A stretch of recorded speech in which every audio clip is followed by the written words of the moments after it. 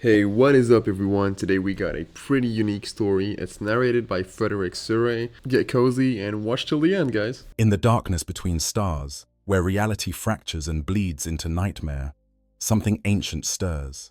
For 10,000 years, it has hunted. For 10,000 years, it has waited. The sons of the Raven have fought without their father, maintaining his legacy through blade and shadow, through silence and sudden violence. But the galaxy trembles on the edge of something new, something that has been building in the depths of the Imperium since the age when gods walked among men. Corvus Corax, the Deliverer, the Raven Lord, Primarch of the 19th Legion, disappeared into the eye of terror with a single word upon his lips. "Nevermore," he whispered, echoing a poet from ancient terror whose words spoke of loss and longing, of darkness and despair. That word carried the weight of everything he had witnessed. It's everything he had failed to prevent, everything he had been forced to become. It was an ending, or so it seemed. But in the grim darkness of the 41st Millennium, endings are rarely what they appear to be. The Imperium has changed in ways that would break the hearts of those who built it. Where once the Emperor's dream of reason and enlightenment guided humanity toward a brighter future, now only fanaticism and fear keep the rotting edifice of civilization from collapsing entirely. Guilliman has returned from his long sleep, awakening to find himself in a nightmare masquerading as the Imperium he once knew. Lion L. Johnson has emerged from the shadows of the rock, stepping back into a galaxy that has forgotten what it means to be noble. And somewhere in the howling madness of the warp, another Primarch continues his eternal hunt, whom transformed by decade upon decade of exposure to forces that would shatter mortal minds. But what happens when that hunt finally ends? What happens when Corvus Corax decides that the time has come to step out of the darkness and show the Imperium what he has become? The answer to these questions may reshape the course of the Long War itself, for the Raven Lord has become something that even his father might not recognize. He is shadow and substance, vengeance given form, a living embodiment of the philosophy that has always driven him. The oppressors must fall, the traitors must pay, and when the time comes for judgment, there will be nowhere left to hide. This is the story of how a revolutionary became a monster in order to fight monsters. This is the tale of what happens when you hunt demons for so long that the line between hunter and hunted begins to blur. This is speculation built upon fragments of lore, whispers from the warp, and the terrible logic of a universe where hope is the cruelest joke of all. But it is also something more than that. It is an examination of what it means to remain loyal when loyalty demands that you become the very thing you once fought against. It is a meditation on sacrifice, on the price of vengeance, and on whether redemption is possible for those who have walked through hell itself. The shadows are gathering, the ravens are circling, and somewhere in the eye of terror, a figure wrapped in darkness prepares to return to a galaxy that has forgotten what it means to fear the night. At the Deliverer, origins on Lycaeus. Before he was the Raven Lord, before he became a Primarch of the Legiones Astartes, before he was even truly Corvus Corax, he was simply a child born into chains. The forces of chaos had scattered the Emperor's genetic sons across the galaxy, each infant Primarch cast through the warp to land upon worlds that would shape them in ways both subtle and profound. Some landed among nobility and learned the arts of statecraft and war. Others found themselves embraced by cultures of warriors and shamans. But Corvus Corax fell to a place where hope went to die, where the strong crushed the weak beneath their boots, and where freedom was a dream whispered only in the darkest corners of slave barracks. Lycaeus, the moon that would one day be renamed Deliverance, or orbited the forge world of Kievar like a broken promise circling a broken dream, where Kievar's surface gleamed with the lights of vast factory cities, their forges producing weapons and machinery for an empire that cared nothing for the lives it consumed. Lycaeus remained a dark and airless rock honeycomb with mining tunnels. The tech guilds that ruled Kievar had long ago converted the moon into a combination of prison and labor camp, a place where those who displeased the ruling class were sent to work until they died. Political dissidents, failed workers, criminals real and imagined, all found themselves transported to Lycaeus and forced into the mines that supplied the raw materials for Kievar's endless production. Into this world of oppression and despair, an infant demigod arrived.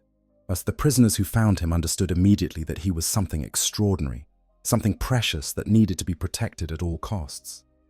They secreted him away, raising him in the hidden spaces between the guards' patrols, teaching him everything they knew about survival and resistance. As he grew with the supernatural speed of all Primarchs, the child absorbed knowledge like a sponge absorbs water. He learned the dialects and codes the prisoners used to communicate without the guards' understanding. He studied the layouts of the mining complexes, memorizing every tunnel and every weak point in the security systems. He watched how the overseers moved, how they thought, how they could be anticipated and avoided. But more than just practical skills, the young Primarch learned philosophy. Yet the prisoners of Lycaeus were not simple criminals. Many were intellectuals who had dared to question the tech guild's authority. Others were union organizers who had tried to improve working conditions. Still others were simply people who had been in the wrong place at the wrong time, swept up in purges that served the guild's political purposes. These men and women, these broken but undefeated souls, taught the nameless child about justice and oppression, about the nature of power and the responsibilities of leadership. They taught him that freedom is not given, but taken, that tyranny can only exist when good people do nothing to oppose it, and that sometimes the most powerful weapon is not a gun or a bomb, but the simple refusal to accept that the current order of things is natural or inevitable. Yet the child who would become Corvus Corax learned these lessons well. As he matured into adolescence and then young adulthood, his physical abilities manifesting in ways that left even the prisoners who had raised him awestruck, he began to organize. Using the communication networks the prisoners had developed over generations, he started building cells of resistance throughout the mining complexes. He promoted natural leaders from among the workers, giving them authority and teaching them tactics. He stockpiled weapons stolen from guard armories or improvised from mining equipment. He waged a campaign of psychological warfare, using demonstrations and work stoppages to stretch the guards' morale to the breaking point. And as he planned and prepared, Corvus Corax discovered that he possessed abilities beyond even the superhuman strength and intelligence common to all Primarchs. He could slip into shadows in a way that defied natural explanation, his form seeming to blur and fade until he became nearly invisible. This wraith slip, as it would later be called, was more than simple stealth. It was a psychic ability, a manipulation of perception itself that allowed him to walk unseen through corridors filled with guards, to infiltrate the most secure facilities, to strike and vanish like a ghost. This power would become his signature, the foundation upon which his entire philosophy of warfare would be built. When the rebellion finally came, it came with devastating efficiency. Corvus Corax had spent years learning patience and understanding that premature action would accomplish nothing but getting his people killed. But when the moment arrived, when all the pieces were in position and the guards were stretched thin by what they thought were isolated incidents of unrest, the deliverer struck. The name by which the prisoners called him, in the old tongue of Lycaeus, it meant one who frees, one who liberates, and on that night of fire and blood, Corvus Corax lived up to that name in ways that would echo through history. The defense forces of Lycaeus were annihilated. Every guard, every overseer, every representative of the tech guilds who had profited from the suffering of the imprisoned was hunted down and killed. It was not a battle, but an execution, the systematic elimination of an oppressive system by people who had been ground beneath its heel for too long. And when the ruling class of Kievar responded, sending their military forces to retake the rebellious moon, they found that the former slaves had transformed into something far more dangerous than a rabble of desperate prisoners. Corvus Corax proved himself a master of asymmetric warfare. He ambushed the Kievar forces in the tunnels they did not know, struck at their supply lines, and made every meter of Lycaeus' surface a killing ground. And when conventional tactics were not enough, when the tech guild seemed poised to simply starve out the rebels through siege, Corax demonstrated a ruthlessness that would later become one of his defining characteristics. He loaded atomic mining charges onto small transport shuttles and sent them down the gravity wells that connected Lycaeus to Kievar's surface. 5 charges, targeted at the 5 largest cities on the planet below. The explosions killed thousands, perhaps tens of thousands. Civilians died alongside the tech guild masters, workers caught in the blast alongside the soldiers who served the oppressors. It was a terrible price, a moral calculus that would haunt Corvus Corax for the rest of his existence. But it broke the back of the tech guild's power. With their industrial base crippled and their forces unable to maintain the siege without resupply, the rulers of Kievar had no choice but to capitulate. The revolution succeeded, and the moon that had been a prison became deliverance, a symbol of freedom, won through blood and sacrifice. Into this world newly baptized in fire, the Emperor of mankind arrived. The Master of humanity had been searching for his scattered sons across the galaxy, and now he came to claim another lost child. For a day and a night, the Emperor and Corvus Corax spoke in private, father and son reuniting after years of separation. What they discussed in those hours remains unknown, but when they emerged, Corvus Corax had accepted his birthright. He would take command of the 19th Legion, the Raven Guard, and he would bring his philosophy of warfare to the Great Crusade that was unifying humanity under the Emperor's banner. The skills he had learned on Lycaeus, the philosophy of liberation he had absorbed from the prisoners who raised him, these would shape not just a Primarch, but an entire legion. The Raven Guard would become masters of infiltration and rapid strike warfare, appearing from nowhere to destroy their enemy's leadership and vanishing before retaliation could arrive. They would fight not for glory or conquest, but for the liberation of oppressed peoples, seeing in the Emperor's vision a galaxy where tyranny could no longer exist, and at their head would stand Corvus Corax, the deliverer, pale-skinned and dark-eyed, wrapped in shadows both literal and metaphorical, a figure of judgment for all those who would grind others beneath their heel. But the seeds of tragedy were already planted. The revolution on Lycaeus had required terrible choices, had demanded that Corvus Corax become ruthless in service of a righteous cause. That capacity for ruthlessness, that willingness to sacrifice anything in pursuit of what he believed to be just, would later lead him down paths from which there could be no return. The question of whether the ends truly justify the means, or whether liberation through violence is liberation at all, these philosophical puzzles would plague Corvus Corax throughout his long existence, and in the end, they would drive him into the darkness from which he has yet to fully emerge. The Great Crusade, Master of Shadows.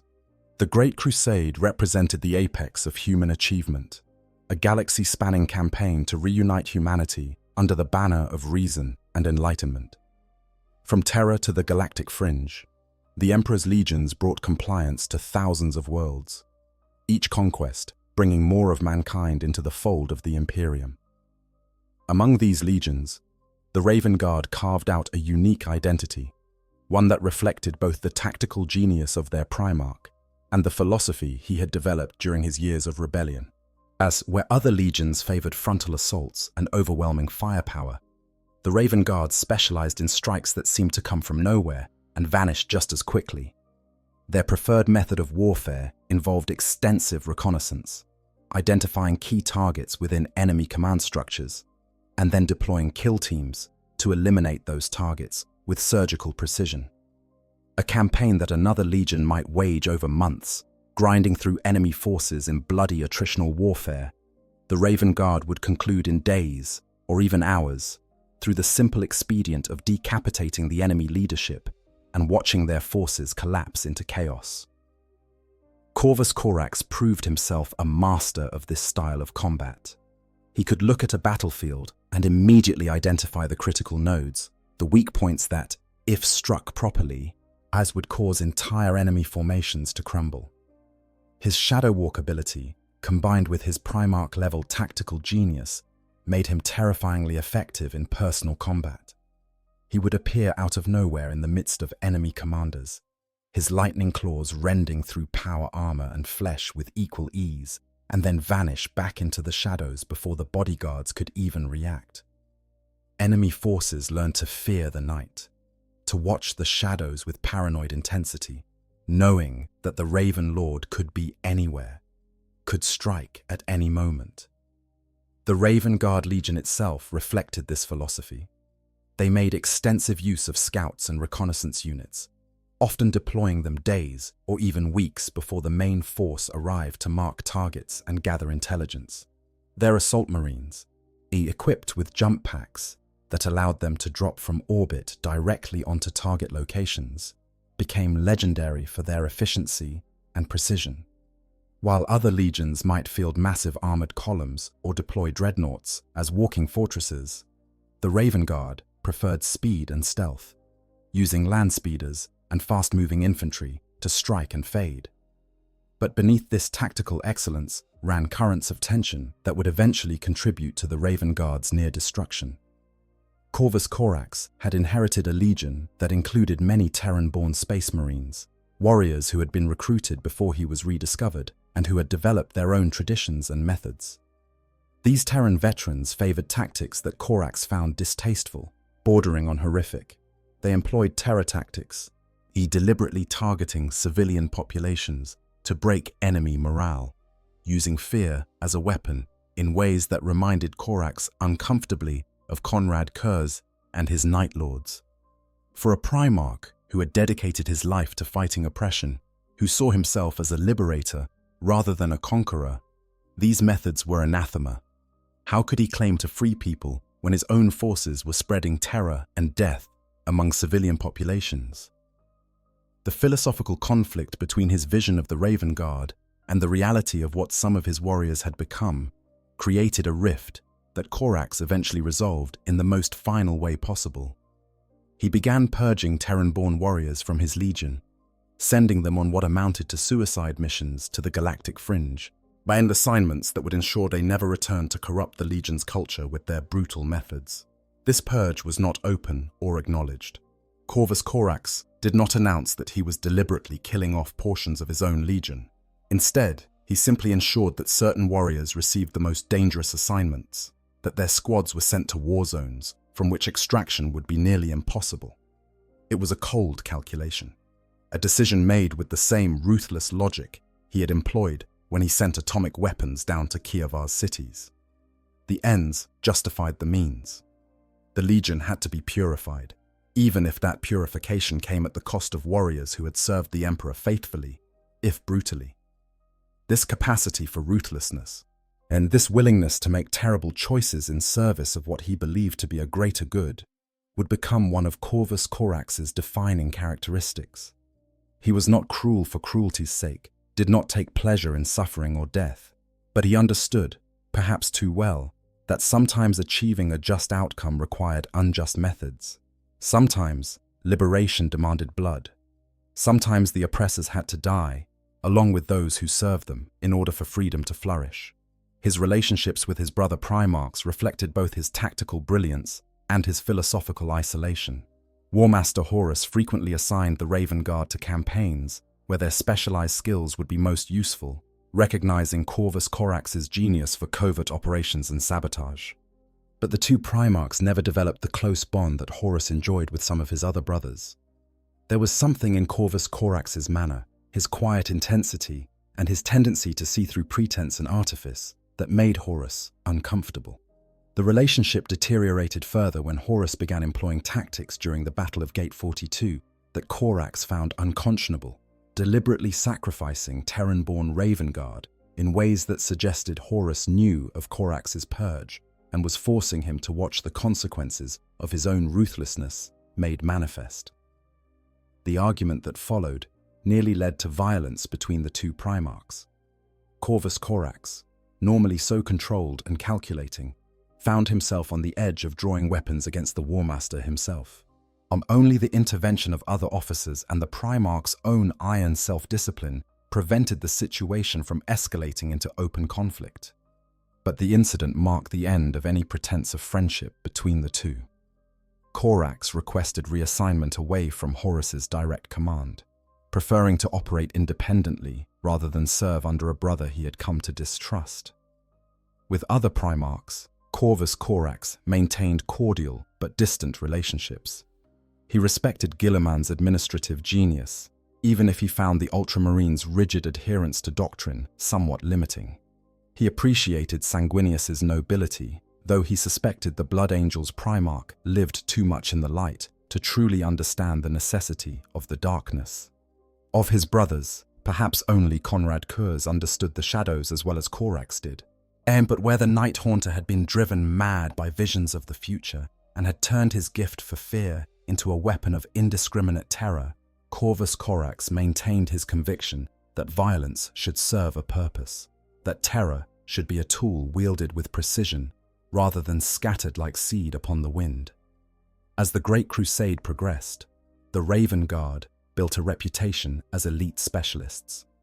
Imperial commanders learned that when a compliance needed to be achieved quickly and quietly, when a planetary governor needed to be removed without triggering a wider rebellion, when a Xenos threat required neutralization before it could spread, the 19th Legion was the force to call upon.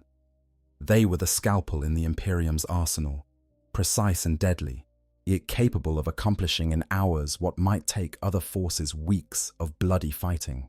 But even as they compiled victory after victory, even as Corvus Corax's tactical genius became legend among the Legionnaires, Astartes, dark clouds were gathering on the horizon.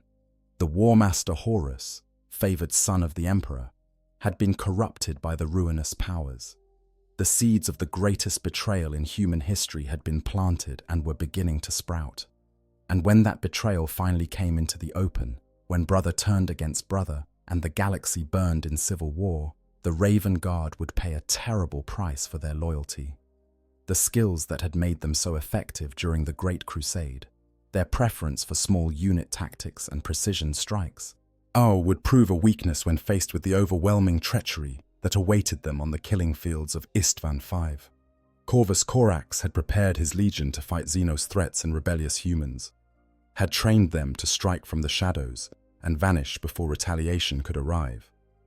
But nothing, absolutely nothing, could have prepared them for the horror of being betrayed by their own brothers, of watching as legions they had fought beside turned their guns on loyalist forces in a massacre that would define the opening stages of the Horus heresy. The shadows that Corvus Corax had mastered so completely were about to become very deep indeed. And in those shadows, terrible choices would need to be made. Choices that would eventually drive the Raven Lord into a darkness from which he might never fully emerge. Betrayal at Istvan V. The black sands of Istvan V absorbed blood the way a sponge absorbs water, drinking deep of the life that poured out from shattered power armor and broken bodies. What should have been a straightforward operation, a combined force of 7 legions descending upon the traitor Warmaster Horus to crush his rebellion before it could truly begin, instead became the greatest massacre of the age. The betrayal at Istvan V would be remembered for 10,000 years as the moment when the Horus heresy truly began, when the scale of the conspiracy became clear, and when the loyalist legions learned that trust was a luxury they could no longer afford. Corvus Corax led his Raven Guard as part of the first wave, alongside the Salamanders and the Iron Hands. The plan seemed sound. Our 3 legions would make planetfall and establish a defensive perimeter, while 4 more legions, the second wave consisting of the Iron Warriors, Night Lords, Alpha Legion and Word-Bearers, would deploy behind them to provide support and reinforcement. Together, they would crush Horus's forces and end the rebellion in a single decisive battle. It was logical, it was strategically sound, and it was a trap more complete and terrible than anyone could have imagined. The first wave met fierce resistance from Horus's forces. The sons of Horus, the World Eaters, the Death Guard, and the Emperor's children had fortified their positions well, and the fighting was brutal from the moment the first drop pods slammed into the volcanic soil. Corvus Corax, fighting alongside his sons, employed all the tactical expertise he had developed over decades of warfare. The Raven Guard struck at weak points in the traitor lines, infiltrated behind enemy positions, and conducted lightning raids that should have created the opportunities the other legions needed to advance. But something was wrong. The resistance was too organized, too prepared for the tactics the Raven Guard employed. It was as if the enemy knew exactly where Corax would strike next, as if they had studied his methods and developed counters specifically designed to negate his advantages. The horrible truth was that they had. The traitors had been planning this betrayal for years, and they had used that time to analyze the loyalist legions, to identify their strengths and weaknesses, and to prepare killing grounds designed to turn those strengths into liabilities. In the chaos of battle, Corvus Corax found himself face to face with Lorgar Aurelian, the Primarch of the Word-Bearers. The bearer of the word, the architect of so much that had led to this moment, stood before him in full panoply of war. For a Primarch known for his scholarly nature rather than his martial prowess, Lorgar fought with surprising skill. But Corvus Corax was a warrior born, a killer who had learned his trade in the dark tunnels of Lycaeus and perfected it across 100 battlefields. The fight was brief and brutal. Corax's lightning claws, the raven's talons, found gaps in Lorgar's armor that should not have existed. He struck with the precision of a surgeon and the fury of a revolutionary, each blow calculated to cause maximum damage. When the claws finally pierced deep into Lorgar's torso, impaling the Word-Bearer's Primarch on ceramite and raw energy, Corvus Corax prepared to finish what he had started. One more strike, one final blow, and Lorgar would be dead, the architect of the Imperium's corruption removed from the board. But then the shadows moved in ways that even Corvus Corax, master of shadow walking, had not anticipated. Conrad Kurz, the Night Haunter, emerged from the darkness with a scream that seemed to tear reality itself. The Primarch of the Night Lords had been waiting, watching, and now he struck with all the terrible efficiency that made him one of the most feared warriors among the Emperor's sons. Corvus Corax had no choice but to abandon his killing blow and defend himself from this new threat. The intervention saved Lorgar's life, but more than that, it served as a signal. As Corvus Corax traded blows with Conrad Kurzi, as the two masters of stealth and shadow warfare measured each other with claw and fang, the second wave was making planetfall. The Iron Warriors, the Night Lords, the Alpha Legion, and the Word-Bearers, the legions that were supposed to reinforce the Loyalist forces, instead opened fire on their brothers. The trap was sprung. What followed was not a battle, but a slaughter.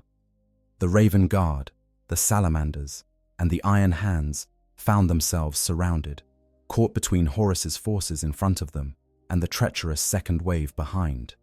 They fell back to the drop site, fighting desperately, watching their numbers dwindle with each passing moment.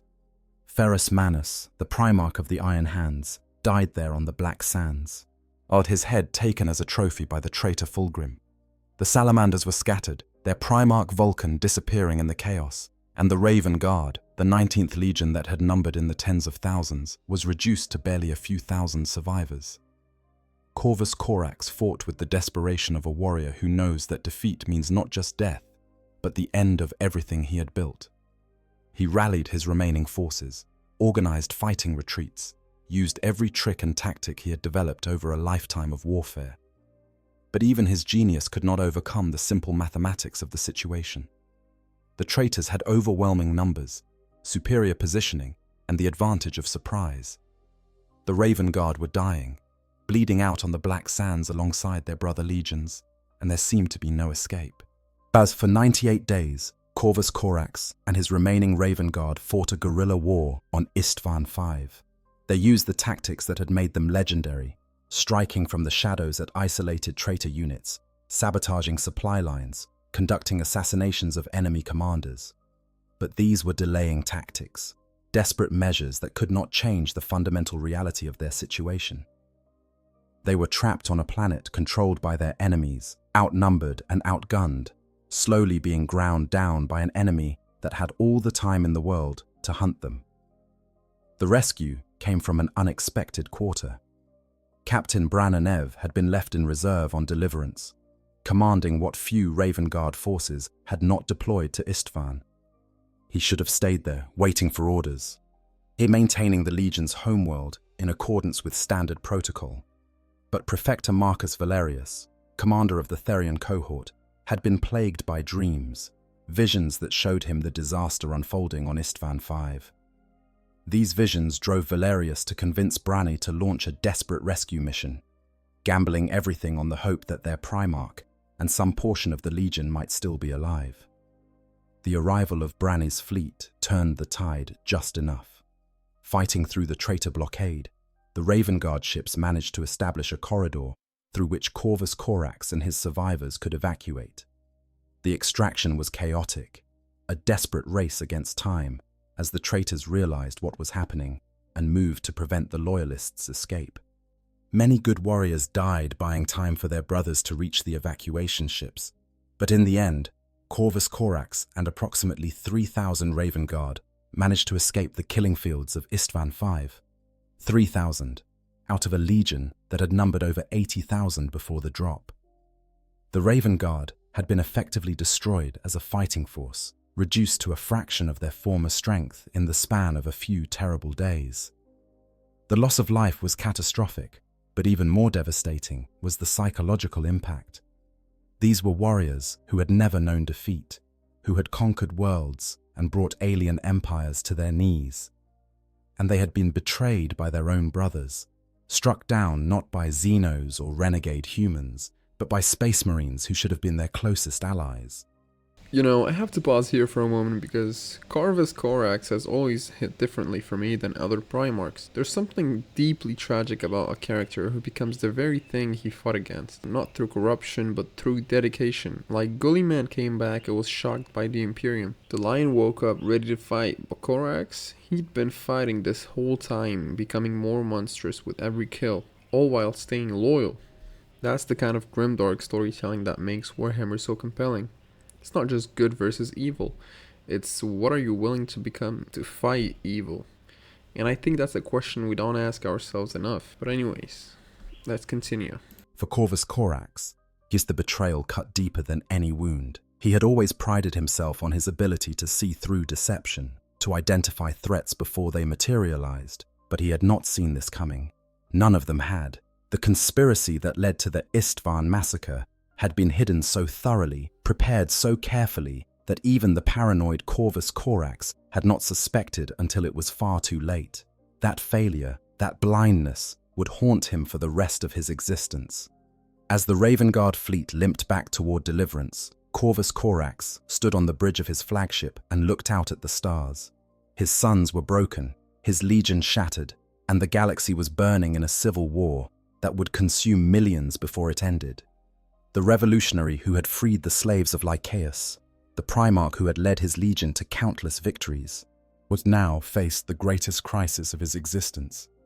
The Raven Guard needed to be rebuilt, needed to be restored to fighting strength so they could continue the war against the traitors. But how? With what resources? And at what cost? The answer to those questions would lead Corvus Corax down a path from which there could be no return, would force him to make choices that would haunt him more deeply than even the betrayal at Istvan. In his desperate attempt to rebuild his legion, to give his sons the strength they needed to continue the fight, the Raven Lord would create horrors that would make the slaughter on Istvan V seem almost merciful by comparison. And those horrors would eventually drive him into self-imposed exile, into a darkness so complete that even the Master of Shadows might never find his way back to the light. The Raptor Project, guilt and failure. The Raven Spire on Deliverance had never felt so empty.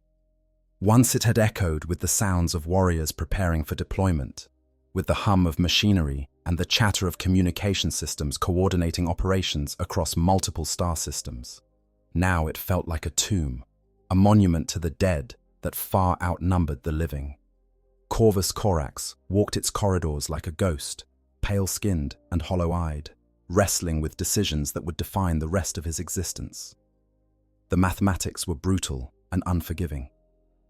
The Raven Guard had lost over 90% of their fighting strength at Istvan V. What remained was barely enough to crew their ships, much less conduct effective operations against the traitor forces. The Horus heresy was spreading across the galaxy like a cancer, a world after world falling to chaos or being consumed in the fighting between loyalist and traitor factions. The Imperium needed every loyalist space marine it could field, and the Raven Guard, despite their catastrophic losses, still had a role to play. But how do you rebuild a legion when the process of creating a space marine normally takes years? The careful selection of candidates, the gradual implantation of gene seed, the extensive training required to transform a human youth into an armored warrior capable of conquering worlds. All of this took time that the Imperium simply did not have. Every day the Raven Guard remained under strength was another day the traitors gained advantage, another opportunity for the forces of chaos to consolidate their gains and prepare for the next phase of their war against the Emperor. Corvus Corax took his concerns directly to Terra, to the throne world itself, and to the Emperor who sat upon it. The master of mankind, even then preparing his own defenses against the inevitable assault that would culminate in the siege of Terra, understood the urgency of the situation. He granted Corvus Corax access to secrets that few outside the most inner circles of the Imperium had ever seen. Genetic technologies that could accelerate the space marine creation process, methods that could transform human recruits into fully functional Astartes in a fraction of the normal time. The technology was incredible, almost miraculous in its implications. Gene seed that normally required decades of careful cultivation could be replicated and implanted in weeks. The long process of organ development could be compressed into a matter of months. What should have been impossible, what violated every safety protocol and standard procedure that the apothecaries of the legions Astartes had developed over centuries, suddenly became not just possible, but necessary. The Emperor himself had sanctioned it, had provided the means to accomplish it. How could Corvus Corax refuse? The Raptor Project, as it came to be known, began with high hopes and desperate necessity. The first batches of gene seed were cultivated using the Emperor's techniques, carefully monitored by the Raven Guard's chief apothecary, Vincente VI, and Mechanicum Genitor, Nexin Orlandrias. Aspirants were selected from among the youth of Deliverance, young men and women who showed the potential to become space marines, and who volunteered willingly for the experimental process.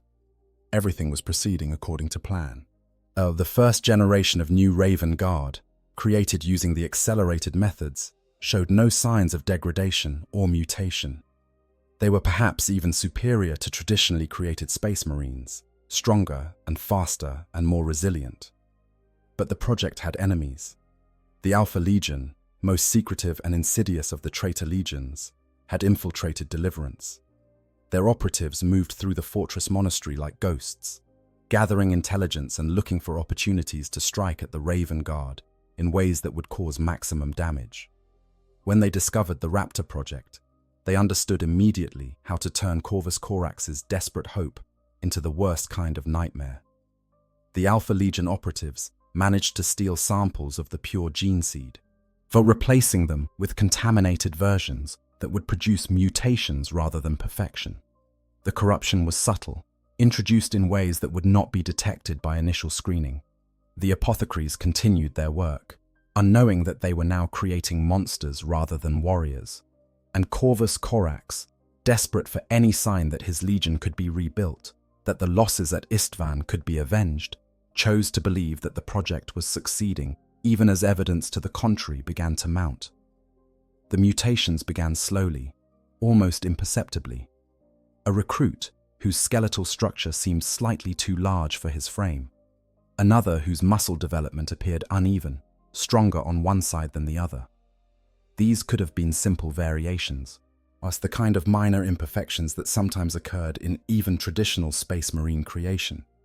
But then, the mutations accelerated, became impossible to ignore or explain away.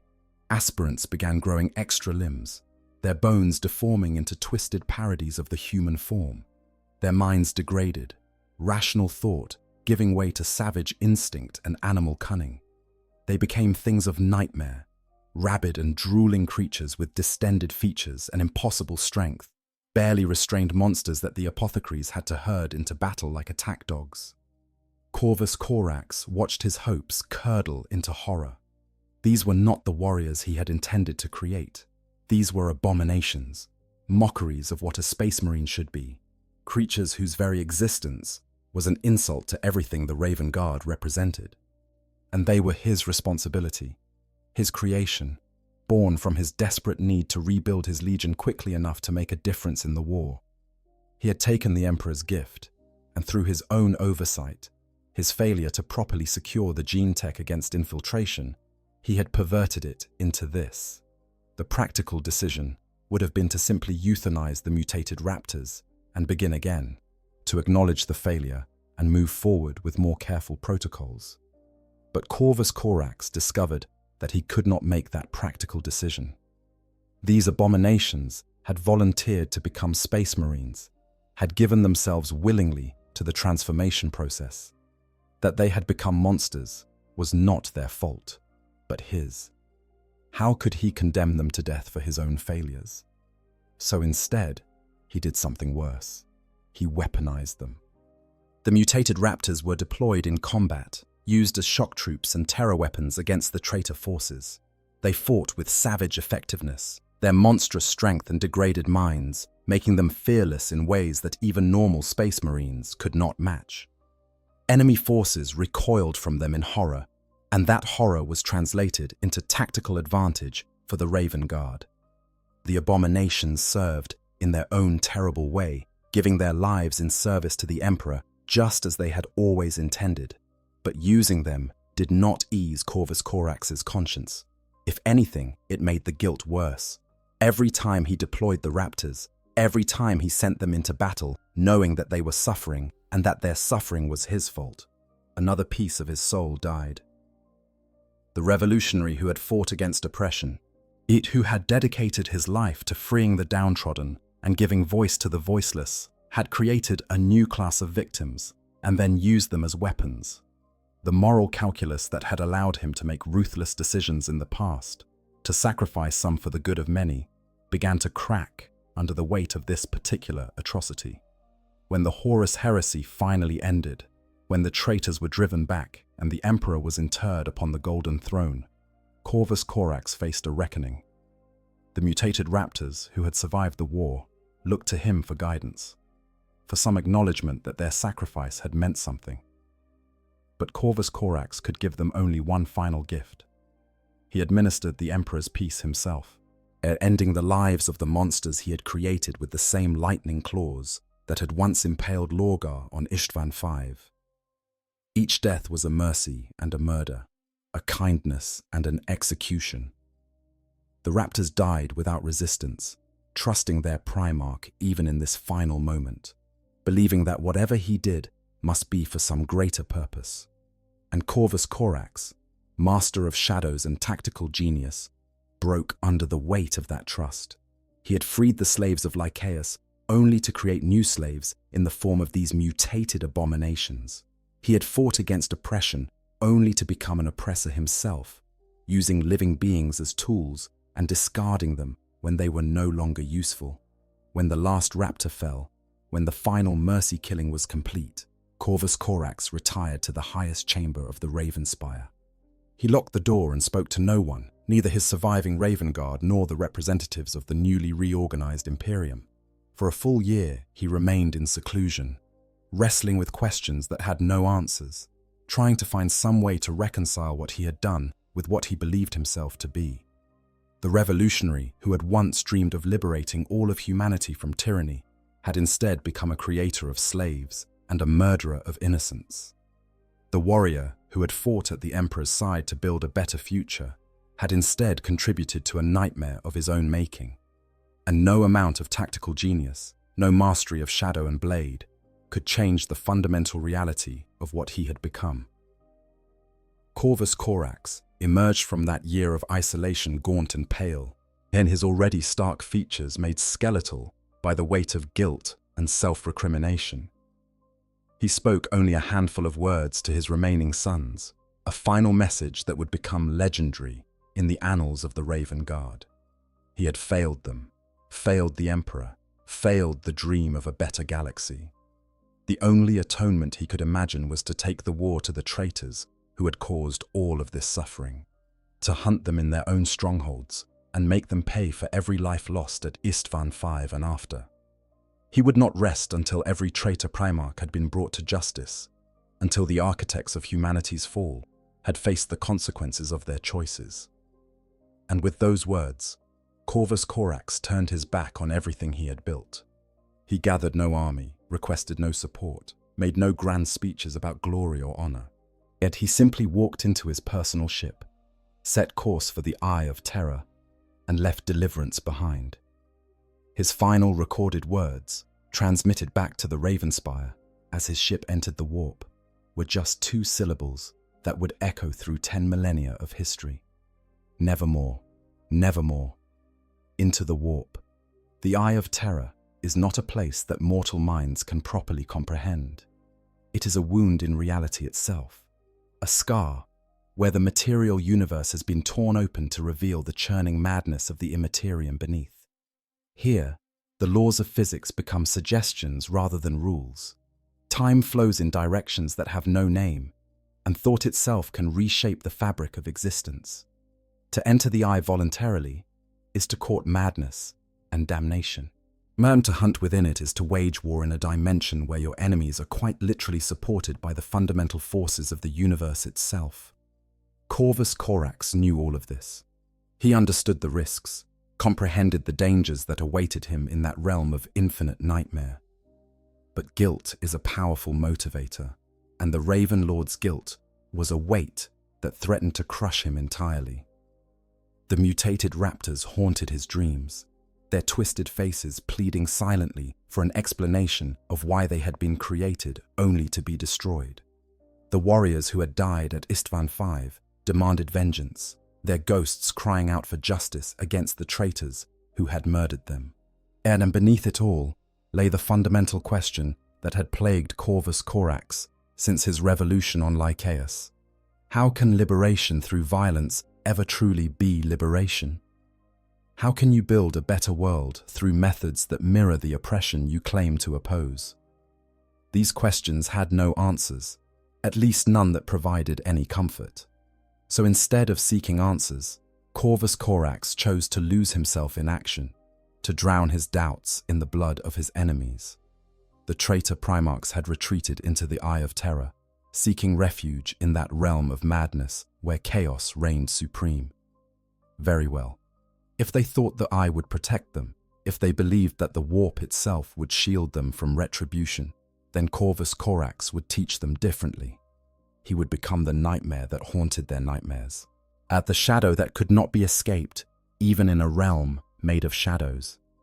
His ship, a modified strike cruiser built for long-range independent operations, crossed the threshold into the Eye of Terror. The transition was violent, reality screaming in protest as the vessel punched through the barrier between the Materium and the Immaterium. The Raven Guard crew, hardened veterans who had survived Istvan V and the desperate fighting that followed, found themselves assaulted by visions and sensations that defied description. Some went mad in those first moments, their minds unable to process the impossible geometries and non-Euclidean spaces that surrounded them. Others endured, gritting their teeth and focusing on their duties, trusting that their Primarch knew what he was doing, even as doubt gnawed at their hearts. But Corvus Corax stood on the bridge and watched the Eye of Terror unfold around him like a malignant flower. He could feel it trying to affect him, could sense the subtle pressures of chaos attempting to find purchase in his psyche. The voices of demons whispered promises and threats in languages that predated human speech. Visions of possible futures flickered at the edges of his perception, showing him paths he might take, destinies he might embrace. Power beyond imagination, the voices promised. Freedom from guilt and doubt. An end to the suffering that gnawed at his conscience like a cancer. But Corvus Corax had not come to the Eye of Terror seeking power or absolution. He had come to hunt. And so he closed his mind to the temptations of chaos and began the work that would consume the next 10,000 years of his existence. Yet using intelligence gathered from captured traitors and information provided by loyalist operatives who had managed to infiltrate the Eye, Corax began tracking the word-bearers. Lorgar's legion had been instrumental in corrupting Horus, had served as the architects of the heresy itself. They were the ones who had stood at Istvan V as part of the second wave, who had opened fire on the loyalist legions and turned a straightforward military operation into a massacre. And their primarch, the bearer of the word himself, had been spared death when Conrad Curzay intervened to save him from Corvus Corax's lightning claws. That debt remained unpaid, a balance that could only be settled in blood.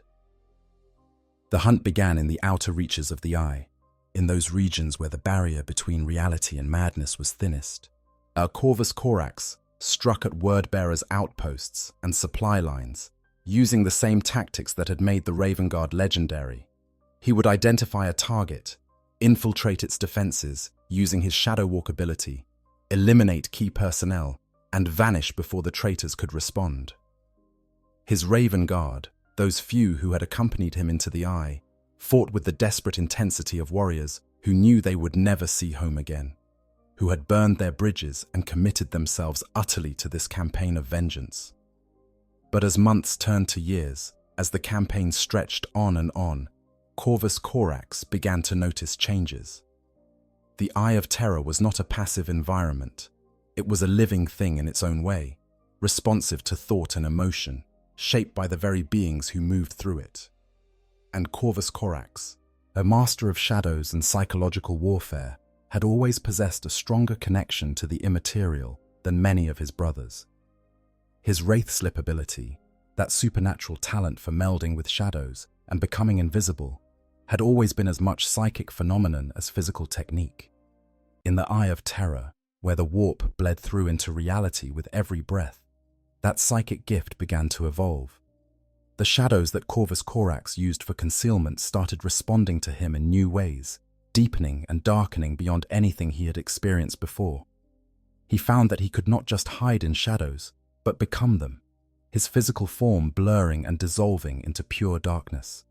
Ravens began appearing around him, not normal birds, but things of warp stuff and nightmare, as extensions of his will made manifest in the form of creatures that shared his name. The transformation was gradual at first, subtle enough that Corvus Corax could convince himself it was simply a refinement of abilities he had always possessed. But as years became decades, as the hunt continued and the body count mounted, the changes became impossible to ignore. His appearance shifted, his pale skin taking on an even more spectral quality, his dark eyes seeming to absorb light rather than reflect it. When he moved, shadows moved with him, in ways that defied natural law, wrapping around his form like a living cloak. And when he struck, it was not just a Primarch's superhuman strength that tore through his enemies, but something more, something that drew upon the warp itself for power. His Raven Guard watched their Primarch's transformation with growing horror. These were warriors who had known Corvus Corax since before Istvan, who had served under him during the glory days of the Great Crusade. They recognized the tactical genius, the strategic brilliance that had always characterized his approach to warfare. But the being who led them now seemed like something else, something that wore their Primarch's face but had been hollowed out and filled with shadow. One by one, the Raven Guard who had accompanied Corvus Corax into the Eye began to fall in battle or succumb to the corrupting influence of the warp. And their Primarch, lost in his hunt for vengeance, barely seemed to notice their absence. Time in the Eye of Terror did not flow in straight lines. What felt like years to Corvus Corax might have been centuries in real space, or might have been mere moments. He stopped measuring time in any conventional sense, marking his existence instead by the number of traitors killed, the number of word-bearers, fortifications destroyed, the steady progress toward his ultimate goal of confronting Lorgar himself. He became a legend among the traitor legions, a ghost story told in fearful whispers, the Raven Lord who had descended into the Eye seeking vengeance and had become something far worse than the monster he hunted. The transformation was not corruption in the traditional sense. Corvus Corax did not fall to chaos, did not pledge himself to any of the dark gods or accept their gifts. His loyalty to the Emperor remained absolute, his hatred of traitors as pure and uncompromising as it had ever been. But he had allowed his need for vengeance to consume everything else about him, had permitted his guilt over the Raptor Project and the massacre at Istvan to drive him into a darkness so complete that the line between hunter and monster began to blur. And in that darkness, in that absolute commitment to vengeance above all else, Corvus Corax became something that the Imperium had never seen before. Not a demon, not a corrupted Primarch, but something else entirely. A being of pure will and warp-enhanced abilities, loyal to the Emperor, but transformed beyond anything that could be called human. He was shadow given purpose, darkness with a mission, vengeance incarnate stalking the halls of hell itself. The word-bearers learned to fear the night in ways they had never imagined. Their demon-haunted strongholds, which should have been impenetrable to any loyalist force, became hunting grounds for a predator who could slip through their wards as if they did not exist. Their champions, elevated to daemonhood and granted terrible powers by the Chaos Gods, fell to claws that struck from shadows they could not perceive. And always, always, the hunt continued, Corvus Corax drawing ever closer to his ultimate prey, to Lorgar himself and to the reckoning that had been delayed for 10,000 years.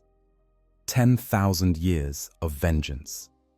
10 millennia is a span of time that breaks the minds of mortals who try to comprehend it. Empires rise and fall in less time. Languages evolve beyond recognition. Some cultures transform so completely that their original forms become mythology. For humanity, confined to lifespans measured in decades, 10,000 years is an eternity, a gulf of time so vast that it might as well be infinite. But Primarchs are not mortal. Their bodies do not age the way human flesh ages, do not decay or degenerate with the passage of years. And in the Eye of Terror, where time itself flows in impossible directions, where a single day might last a century, and a century might pass in an eye blink, the concept of aging becomes even more meaningless. Corvus Corax had entered the Eye of Terror as a broken warrior seeking vengeance. He emerged from it, when he emerged at all, as something that had been refined by millennia of hunting into a weapon of singular purpose and terrifying efficiency. The hunt itself became ritual, a pattern repeated so many times that it transcended mere habit and became fundamental to Corvus Corax's existence. He would identify a word-bearer's world, or stronghold, gather intelligence about its defenses and garrison, and then plan his approach with the same meticulous attention to detail that had characterized his campaigns during the Great Crusade. But where once he had commanded legions and coordinated vast military operations, now he worked alone, or with, at most, a handful of mortal servants who somehow managed to survive in his presence, despite the corrupting influence of the Eye. The word-bearers learned to recognize the signs of his approach. Ravens would begin appearing where no birds should exist. Dark-feathered creatures that watched with intelligence far beyond animal cunning.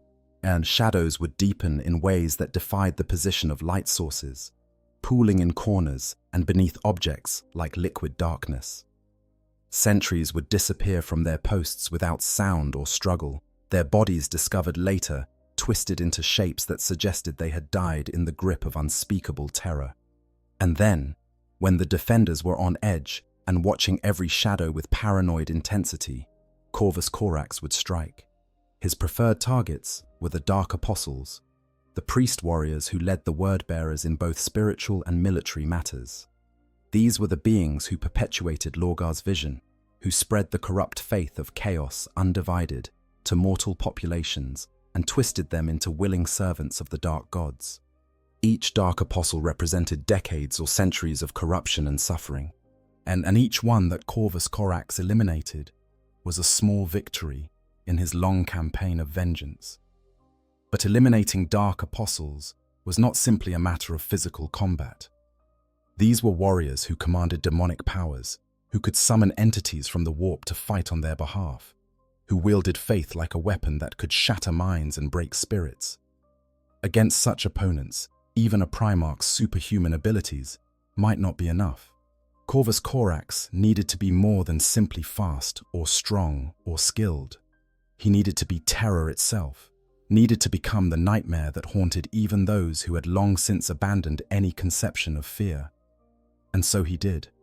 The transformation that had begun when he first entered the Eye of Terror continued over the millennia, and his connection to the warp deepening until the line between Corvus Corax the Primarch and the shadows he commanded became almost impossible to distinguish. He learned to dissolve his physical form entirely, to exist as pure darkness that could seep through cracks in armor and flow through ventilation systems like smoke. He mastered the art of manifesting as a flock of ravens, each bird a fragment of his consciousness, each one capable of striking with claws and beaks that could pierce ceramite as easily as flesh. The word-bearers who faced him in combat reported, when any survived to report at all, that fighting Corvus Corax was like fighting a storm made of knives. He would appear from nowhere, his form shifting between shadow and bird and Primarch so rapidly that the eye could not track the transitions. His attacks came from every direction simultaneously, claws materializing out of darkness to tear through power armor, ravens descending in flocks that stripped flesh from bone in seconds. And through it all, those who fought him could feel his presence pressing down on their minds, a weight of pure hatred and determination that made even demon-possessed warriors hesitate. But for all his power, for all the fear he inspired and the carnage he wreaked, Corvus Corax remained fundamentally alone. The companions who had entered the Eye with him were long dead, their bodies left scattered across 100 nameless demon worlds. The Raven Guard, who might have offered him counsel or companionship, were tens of thousands of light years away, fighting their own battles in real space while their Primarch waged his solitary war. And Corvus Corax himself, lost in the depths of his transformation and his all-consuming need for vengeance, seemed barely aware of his isolation, or barely concerned by it if he was aware. The hunt led him deeper and deeper into the Eye, to regions where reality itself was more suggestion than law, where the barrier between the material and immaterial had collapsed entirely. He fought on demon worlds, where the very ground writhed with malevolent life, where the air was thick with screaming voices and the sky bled colors that had no names in any mortal tongue. He infiltrated fortress cathedrals dedicated to the dark gods, spaces designed specifically to be impenetrable to loyalist forces, and emerged soaked in the blood of traitors who had believed themselves safe behind their profane wards. And eventually, inevitably, his hunt led him to Sycharis, the demon world that served as the capital of the Word-Bearer's domain within the Eye. This was Lorgar's seat of power, the place from which the bearer of the word directed his legion's efforts to spread corruption across the galaxy. It was the most heavily defended location in the entire Eye of Terror, protected not just by conventional defenses, but by daemonic entities of tremendous power and by the will of Lorgar himself, a Primarch who had ascended to become a demon prince of chaos undivided. Corvus Corax should not have been able to penetrate Sycharis' defenses. No single warrior, no matter how skilled or powerful, should have been able to breach the wards that protected Lorgar's stronghold. But the being that Corvus Corax had become was not bound by the limitations of conventional warfare. And he had hunted in the eye of terror for 10,000 years, had studied the nature of the warp and learned its rhythms and patterns. And he had become something that existed partially outside reality itself, a being of shadow and warp stuff wrapped around a core of unbreakable will and absolute purpose. The attack on Sycharis began as all of Corvus Corax's operations began, with observation and planning. He manifested as ravens, hundreds of dark feathered birds that scattered across the demon world, watching and learning and gathering intelligence. He identified the weakest points in the defenses, the places where the barrier between reality and unreality was thinnest, the gaps in the demonic wards that even their creators had not realized existed. And when he was ready, when every variable had been accounted for and every contingency planned for, Corvus Corax struck.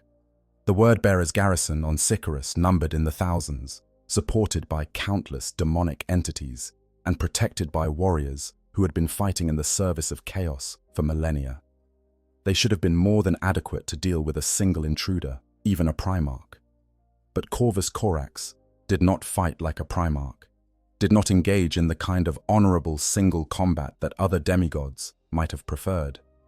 Instead, he fought like the revolutionary he had once been, like the freed slave who had learned warfare in the dark tunnels of Lycaeus, using every advantage and exploiting every weakness with ruthless efficiency. He killed dark apostles in their meditation chambers, appearing from shadows to strike them down before they could summon demonic aid. He sabotaged warp engines and corrupted rituals, turning the Word-Bearer's own weapons against them. He manifested as swarms of ravens that descended upon isolated squads, tearing them apart with supernatural savagery. And all the while, he moved deeper into Sycharis, cutting a path toward the heart of the demon world and toward the confrontation that he had been seeking for 10,000 years. The massacre grew so intense, the casualties mounted so quickly, that eventually Lorgar himself was forced to take notice. The bearer of the word emerged from his meditations, ascending from the deepest pits of Sycharis to confront the intruder who dared assault his domain. But what he found shocked him in ways that even millennia of service to chaos could not fully prepare him for. The transformation, shadow-made flesh. The confrontation between Corvus Corax and Lorgar on the demon world of Sycharis was witnessed by few and understood by fewer. The word-bearers who survived to tell of it spoke in terrified whispers of shadows that moved like living things, of darkness that seemed to consume light itself, of a presence so terrible that even demon princes hesitated before its approach. They described their Primarch, Lorgar Aurelian, the bearer of the word and master of all word-bearers, facing something that wore the shape of Corvus Corax, but had been transformed into something far more terrible. When Lorgar first laid eyes upon his brother, or upon what his brother had become, had he experienced something he had not felt in millennia, genuine fear. The being that stood before him bore Corvus Corax's face, still pale and gaunt, still marked by those dark eyes that seemed to absorb rather than reflect light. But the resemblance ended there. The Corvus Corax that Lorgar remembered from the Great Crusade and the heresy had been a warrior of flesh and blood, superhuman certainly, but still fundamentally physical.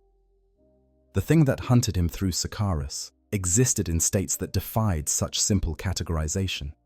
One moment it appeared as a humanoid figure wrapped in shadows that writhed and coiled like living serpents.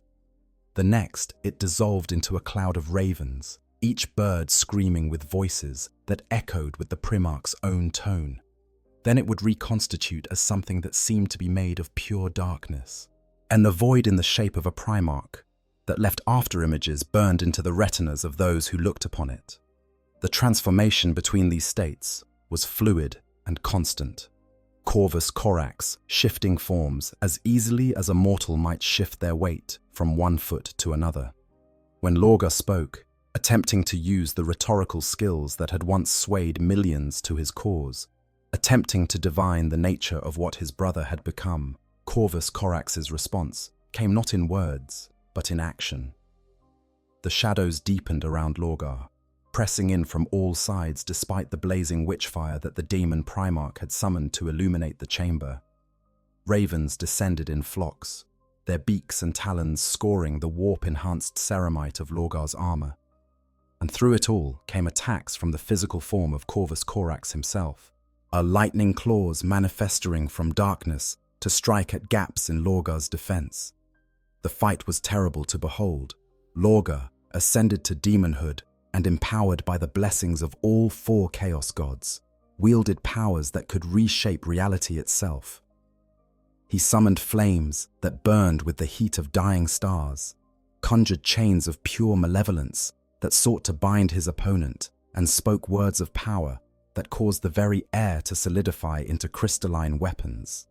Against any conventional opponent, even another Primarch, these abilities would have been overwhelming. But Corvus Corax was no longer conventional in any sense of the word. The flames passed through him when he dissolved into shadow, finding no purchase on darkness itself. The chains could not bind what had no fixed form, grasping at ravens that scattered and reformed beyond their reach.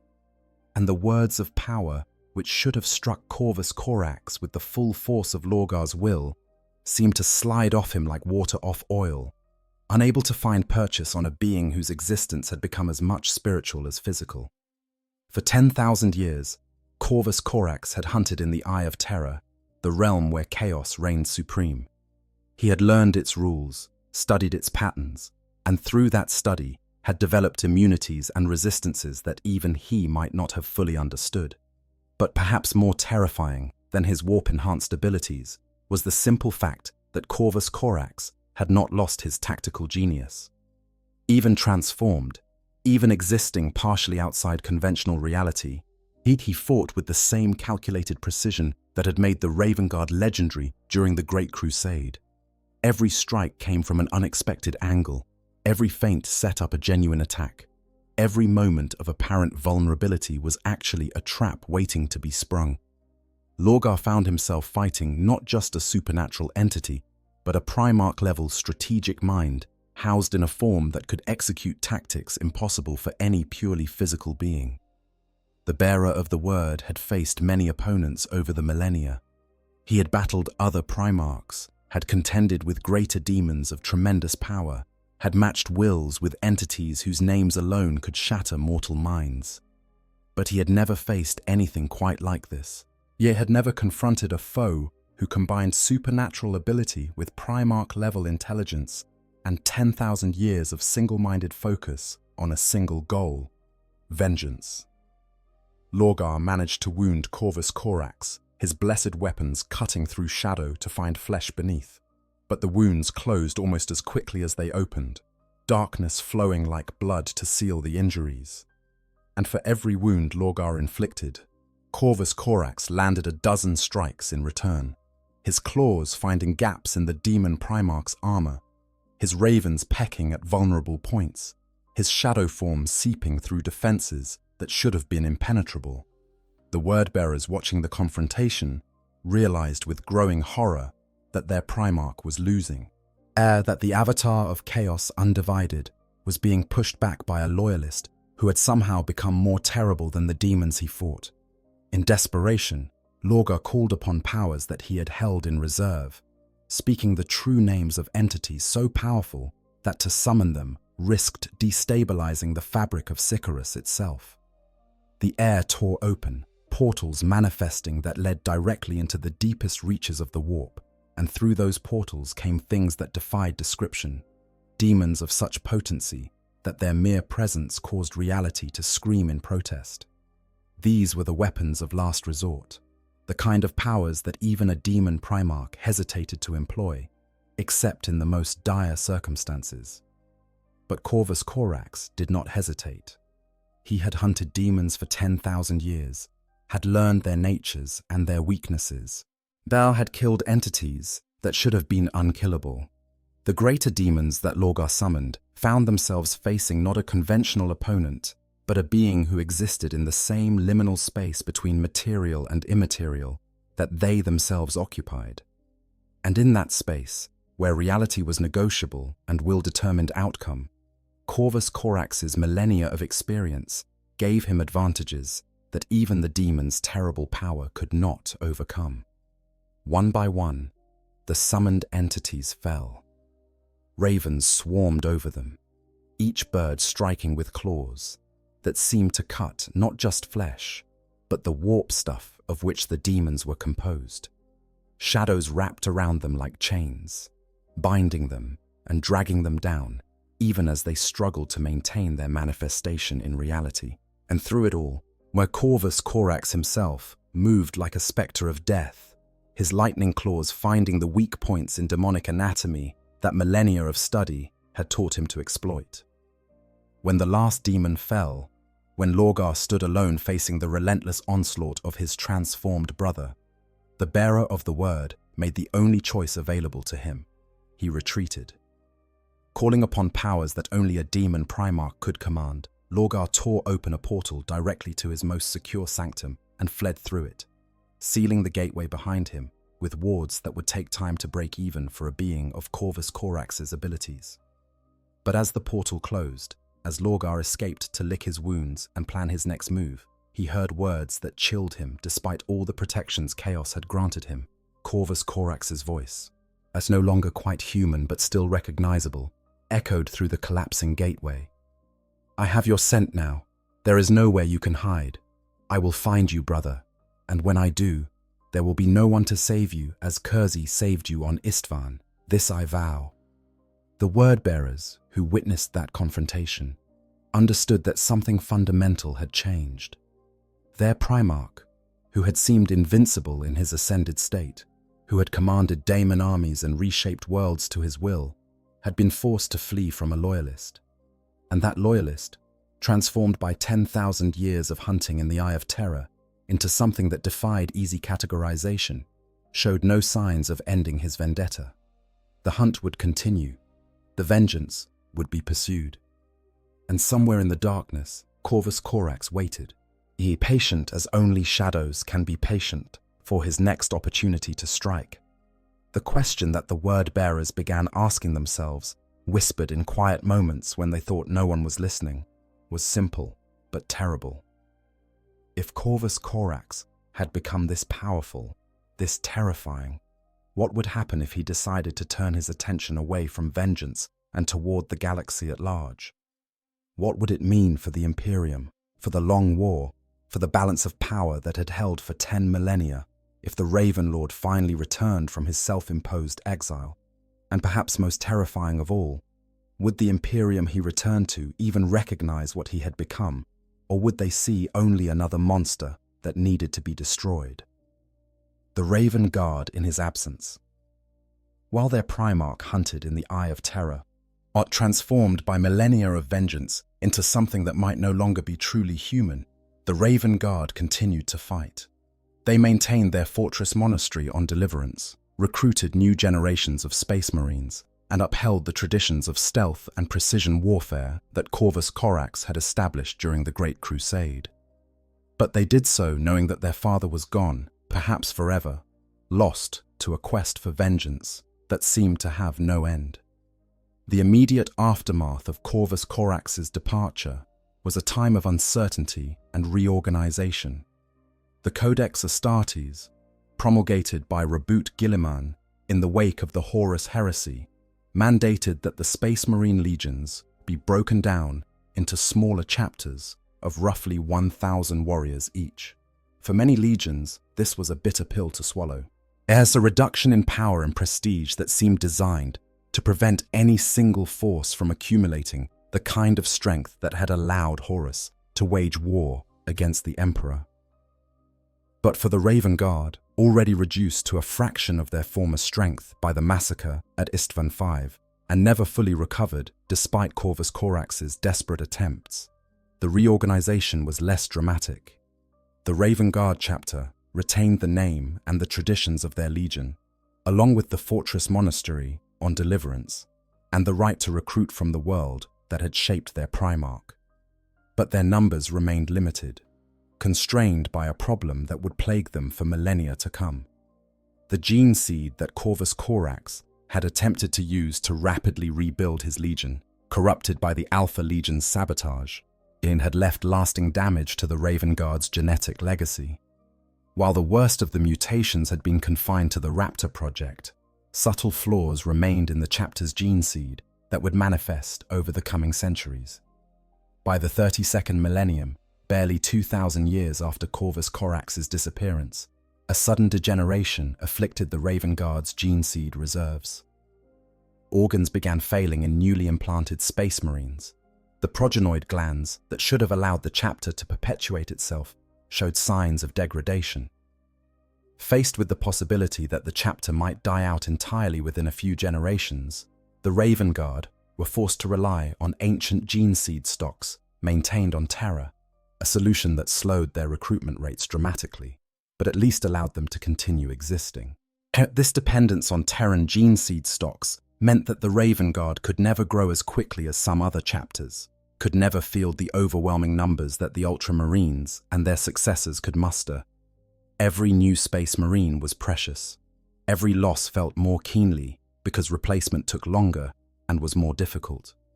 The chapter adapted to this reality by becoming even more specialized in their tactics, focusing on operations where a small number of elite warriors could make a disproportionate impact. If they could not match their enemies in numbers, they would exceed them in skill and precision. The gene seed issues also contributed to certain quirks in the Raven Guard's physiology that became more pronounced over the millennia. A condition known as the Sable brand, thought to be an original flaw in Corvus Corax's own genetic template, manifested with increasing frequency among the chapter's warriors. Those afflicted experienced a battle madness characterized by cold-blooded determination and an inability to distinguish the whispers of dead comrades from the voices of the living. Their eyes would turn completely black, all whites and irises consumed by darkness, a physical manifestation of the shadow that had claimed their minds. Some scholars who studied the Sable brand speculated that it represented a connection to Corvus Corax himself, a psychic link between the Primarch and his gene sons that manifested as shared trauma and shared fury. Others dismissed such speculation as superstition, arguing that the condition was simply a genetic flaw with no deeper significance. But among the Raven Guard themselves, warriors who experienced the Sable brand often reported dreams of hunting in darkness, of pursuing enemies through landscapes that shifted and changed according to no natural law. They would wake from these dreams with the taste of blood in their mouths and the sound of ravens crying in their ears. And they would know, though they could never explain how they knew, that somewhere far away their Primarch continued his eternal hunt. Despite these challenges, despite the gene seed issues and the Sable brand, and the ever-present awareness that their numbers would never allow them to fight the kind of conventional wars that other chapters waged, the Raven Guard maintained their effectiveness through sheer excellence. They became masters of infiltration warfare, experts in operations that required stealth and precision rather than overwhelming force. Their scouts were legendary, trained to such a degree that they could move undetected even in power armor, using techniques of what they called wraith slipping to avoid detection by even the most advanced sensors. The chapter's organization reflected their tactical preferences. Unlike many Codex-compliant chapters that maintained relatively standardized companies, the Raven Guard organized their forces with extreme flexibility. Individual companies operated with near-complete autonomy, their captains empowered to make strategic decisions without requiring constant guidance from chapter leadership. This decentralization meant that the Raven Guard could have forces deployed across multiple sectors simultaneously, as each operating independently, but all working toward common goals. The first company, known as the Black Wings, consisted of veteran Terminators who had proven themselves in countless operations. These were warriors who had mastered the full breadth of the Raven Guard's tactical doctrine, who could conduct precision strikes in the heaviest armor available to the Adeptus Astartes. The scout companies, rather than being regarded as training formations for new recruits, were treated as elite units in their own right, deploying on missions where their stealth capabilities were essential to success. Among the chapter's notable warriors, few garnered as much respect as Kaivan Shrike. Rising through the ranks to become Master of Shadows, the title by which the Raven Guard referred to their chapter master, Shrike embodied everything the chapter aspired to be. He was a master of lightning assault tactics, capable of deploying via jump pack directly into the heart of enemy formations and carving through them with paired lightning claws before vanishing back into the sky. Under his leadership, the Raven Guard maintained their traditions while adapting to the changing tactical environment of the Dark Millennium. The introduction of Primaris Space Marines presented both opportunities and challenges for the Raven Guard. The new generation of enhanced Space Marines, larger and more physically imposing than their predecessors, seemed at first glance poorly suited to the stealth tactics the chapter preferred. How could warriors nearly a head taller than standard Space Marines practice wraith-slipping and infiltration? But the Raven Guard adapted, developing new techniques that allowed Primaris warriors to employ stealth despite their increased size, and incorporating Phobos pattern armor and other stealth-optimized equipment into their arsenal. The chapter's relationship with their successor chapters, including the Raptors, the Revilers, and the Black Guard, remained strong despite the millennia that had passed since the second founding. These successor chapters maintained the Raven Guard's tactical traditions, their preference for stealth and precision over brute force, and their commitment to minimizing civilian casualties whenever possible. Together, they formed a network of like-minded chapters that could coordinate operations when necessary, while maintaining the independence that the Raven Guard valued so highly. But through all the centuries, through all the victories and losses, through all the changes in tactics and organization and equipment, one constant remained: the absence of Corvus Corax. The Raven Spire on Deliverance contained a chamber, locked and sealed since the day their Primarch departed, where Corvus Corax had spent his year of isolation after mercy killing the mutated raptors. No one had entered that chamber in 10,000 years. Some said it was kept as a shrine, a memorial to the Primarch who had abandoned his sons to pursue vengeance in the Eye of Terror. Others whispered that it was sealed because of what might be inside, what artifacts or secrets Corvus Corax might have left behind in his guilt-racked solitude. The Raven Guard did not speak often of their Primarch, unlike the Blood Angels, who revered Sanguinius with almost religious fervor, or the Dark Angels, who maintained countless rituals commemorating Lionel Johnson. The Raven Guard's relationship with their absent father was complicated by knowledge of why he had left. They knew about the Raptor Project, about the mutated abominations that Corvus Corax had created and then destroyed. They knew about his guilt, his self-recrimination, his inability to forgive himself for what he had done.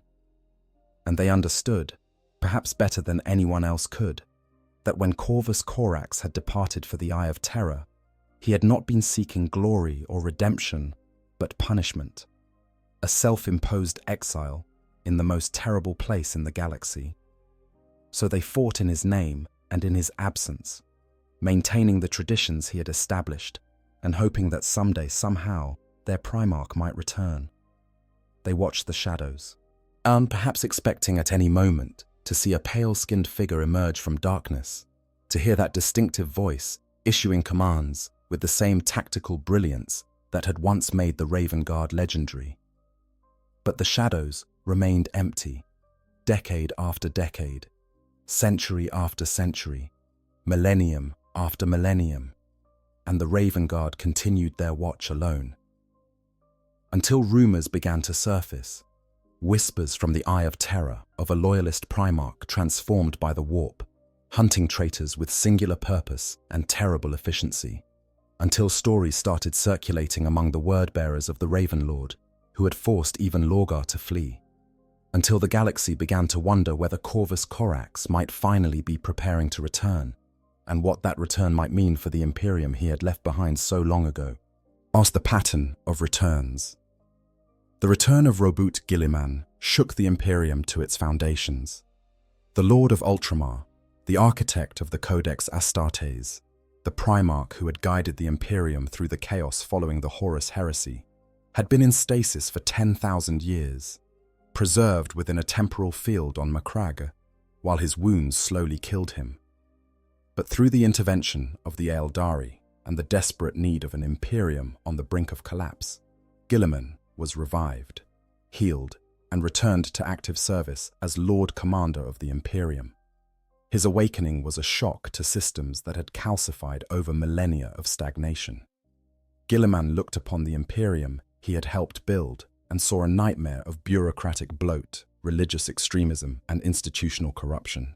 But the dream of reason and enlightenment that the Emperor had fought to establish had been perverted into a theocracy built on fear and superstition. And Guilliman, despite his revulsion at what the Imperium had become, understood that he had no choice but to work within the system to prevent its total collapse. The alternative was the extinction of humanity itself.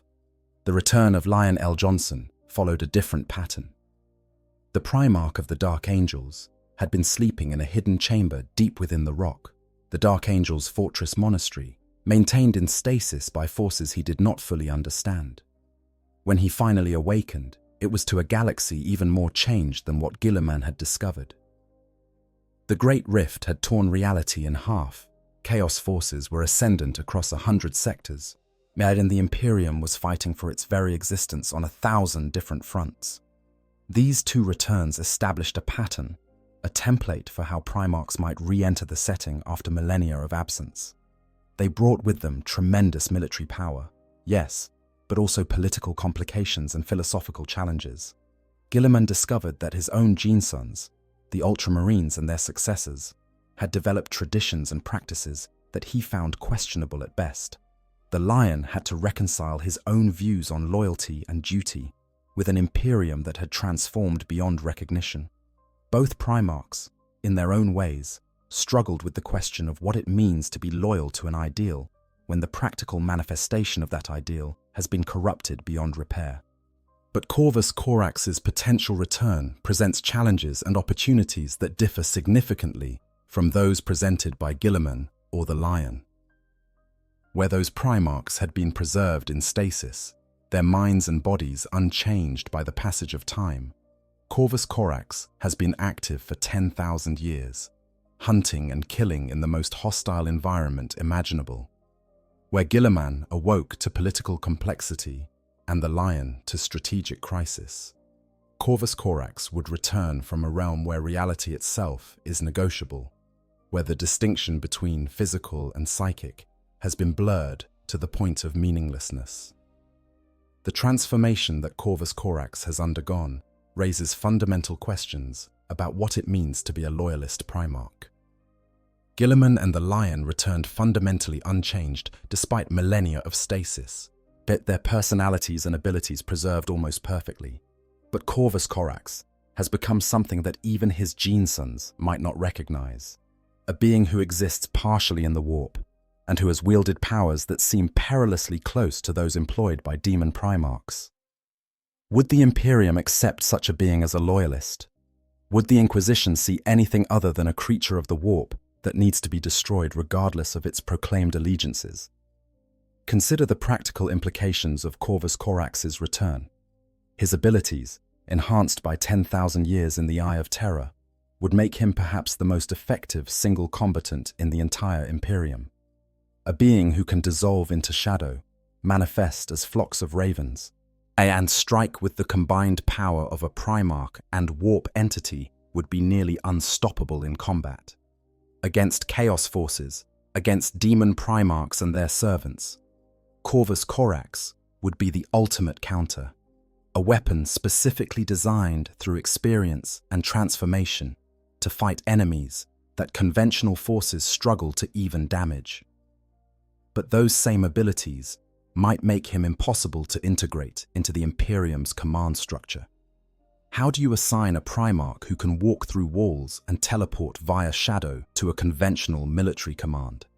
How do you incorporate a warrior who has spent 10,000 years operating completely independently, answering to no one, and making all tactical decisions based on his own judgment, into a hierarchical organization?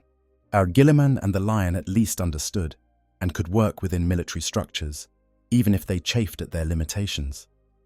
Corvus Corax has been a lone hunter for so long that he might no longer be capable of functioning as anything else. The psychological implications are equally concerning. Corvus Corax left the Imperium consumed by guilt over the Raptor project, unable to forgive himself for creating and then destroying the mutated abominations that had volunteered to serve him. 10,000 years of hunting, of killing without pause or mercy, of immersion in an environment where the only rule is survival and the only goal is vengeance. What has that done to his psyche?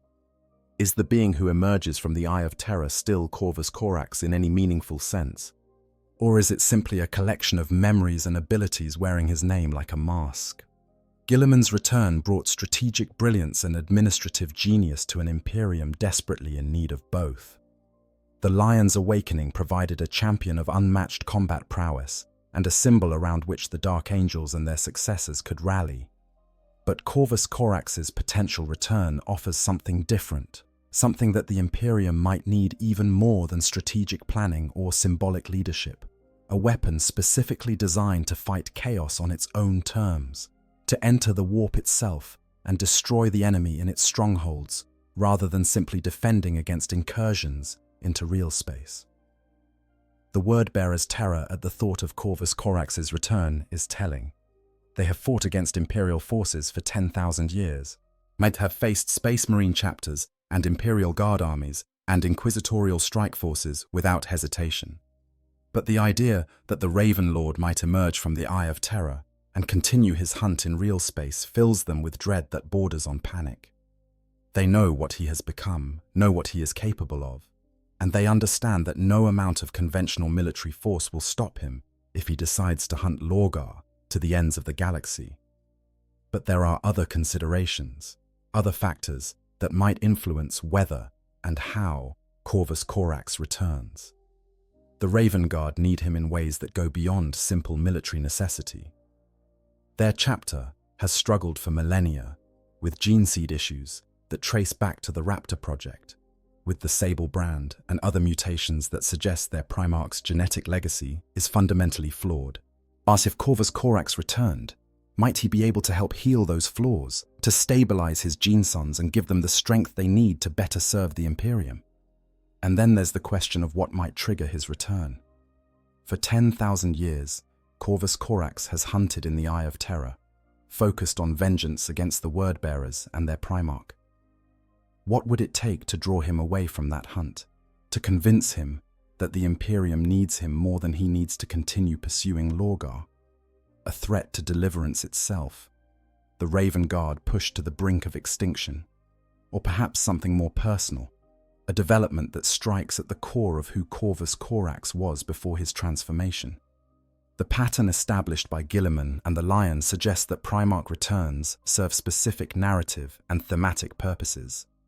They bring military power, yes, but more importantly, they bring perspective, a view of the Imperium from beings who remember what it was supposed to be and can see clearly what it has become.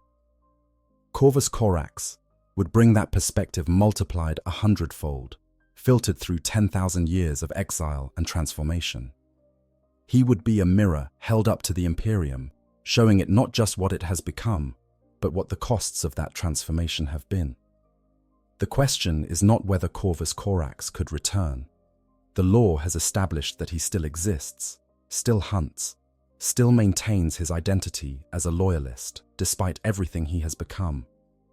The question is whether he should return, whether the Imperium is ready for what he has become, and whether Corvus Corax himself is ready to face a galaxy that has moved on without him. Because unlike Guilliman and the Lion, who return to positions of authority and respect, Corvus Corax would return as something that the Imperium might fear as much as it needs him. And perhaps that fear is exactly what the Imperium requires. Perhaps the galaxy needs to be reminded that loyalty comes in many forms, that monsters can be created by noble intentions gone wrong, and that sometimes the price of survival is accepting help from sources that might once have been considered suspect. Corvus Corax's return would force the Imperium to confront uncomfortable truths about itself and about the nature of the Long War. And in that confrontation, there might be the seeds of something that could actually change the calculus of the endless struggle between order and chaos. What his return would mean. Picture the Raven Spire on the day Corvus Corax returns. The fortress monastery on Deliverance, home to the Raven Guard for 10,000 years, suddenly experiences a phenomenon that has not occurred since the day their Primarch departed. The shadows deepen, growing darker than natural light should allow. Ravens begin appearing where no birds should exist, on the airless surface of the moon, perching on battlements and watching the space marines below with unnatural intelligence. And in the deepest darkness, in the sealed chamber that has remained locked since Corvus Corax's departure, something stirs. The Raven Guard would know somehow that their father had returned before any formal announcement was made. Those afflicted with the Sable brand would feel it first. A sudden intensification of the condition that manifests as their eyes going completely black and whispers of the dead growing to screams in their minds. The chapter's librarians would sense a presence in the warp, a familiar consciousness that had been absent for so long. They had begun to think of it as a legend rather than a reality. And the youngest space marines, those who had been recruited within the last few centuries and who had never expected to meet their Primarch, would find themselves filled with a mixture of anticipation and dread. When Corvus Corax finally manifests physically, when he emerges from shadow or reconstitutes from a flock of ravens, or simply appears without any transition as if he had always been standing there, the first thing that would strike his genesons is how different he has become. The pale-skinned Primarch with dark eyes would still be recognizable, yes, but his appearance would be overlaid with something else. Something that exists as much in psychic space as in physical reality. Shadows would cling to him like a living cloak. Ravens would circle overhead, crying warnings and prophecies, and those who looked directly at him would find their vision blurring as if unable to properly process what they were seeing. His voice would sound the same, carrying that distinctive tone that the oldest veterans of the chapter might remember from recordings or genetic memories. But the words he speaks would reveal how much he has changed. 10,000 years of hunting in the Eye of Terror, of existing in a state of near-constant warfare against the forces of chaos, has not left his psyche unchanged. He would speak of battles that have no names, of victories won in dimensions that have no coordinates, of enemies destroyed in places where reality itself was negotiable. And his genesons, listening to these accounts, would have to reconcile the figure before them with the Primarch they had venerated from historical accounts and chapter traditions. The political implications of his return would ripple across the entire Imperium. Rabut Guilliman, as Lord Commander, would need to decide how to incorporate a transformed Primarch into the Imperial war effort. The two had never been particularly close during the Great Crusade, their temperaments and tactical philosophies too different for genuine friendship. But Guilliman had always respected Corvus Corax's genius for unconventional warfare, as had valued the Raven Guard's ability to accomplish objectives that would have taken other legions weeks in a matter of days.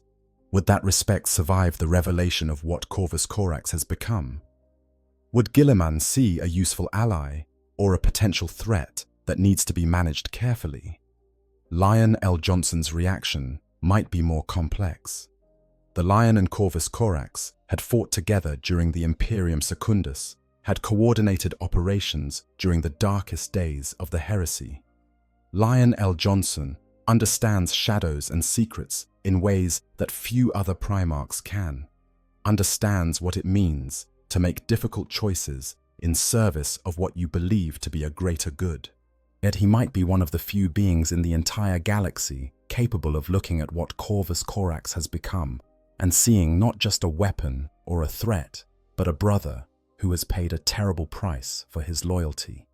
The Inquisition would absolutely have opinions about a warp-tainted Primarch emerging from the Eye of Terror. The more radical factions might argue that Corvus Corax represents an opportunity, a weapon that can be deployed against chaos with devastating effect. But the Puritan factions would see only a being who has been transformed by exposure to the warp, who manifests powers that are indistinguishable from those wielded by demon Primarchs, and who therefore represents an unacceptable risk regardless of his proclaimed loyalties. The political battles within the Inquisition over how to handle Corvus Corax's return could potentially create a crisis that overshadows the practical benefits of having him back. The Raven Guard themselves would face the most difficult adjustment.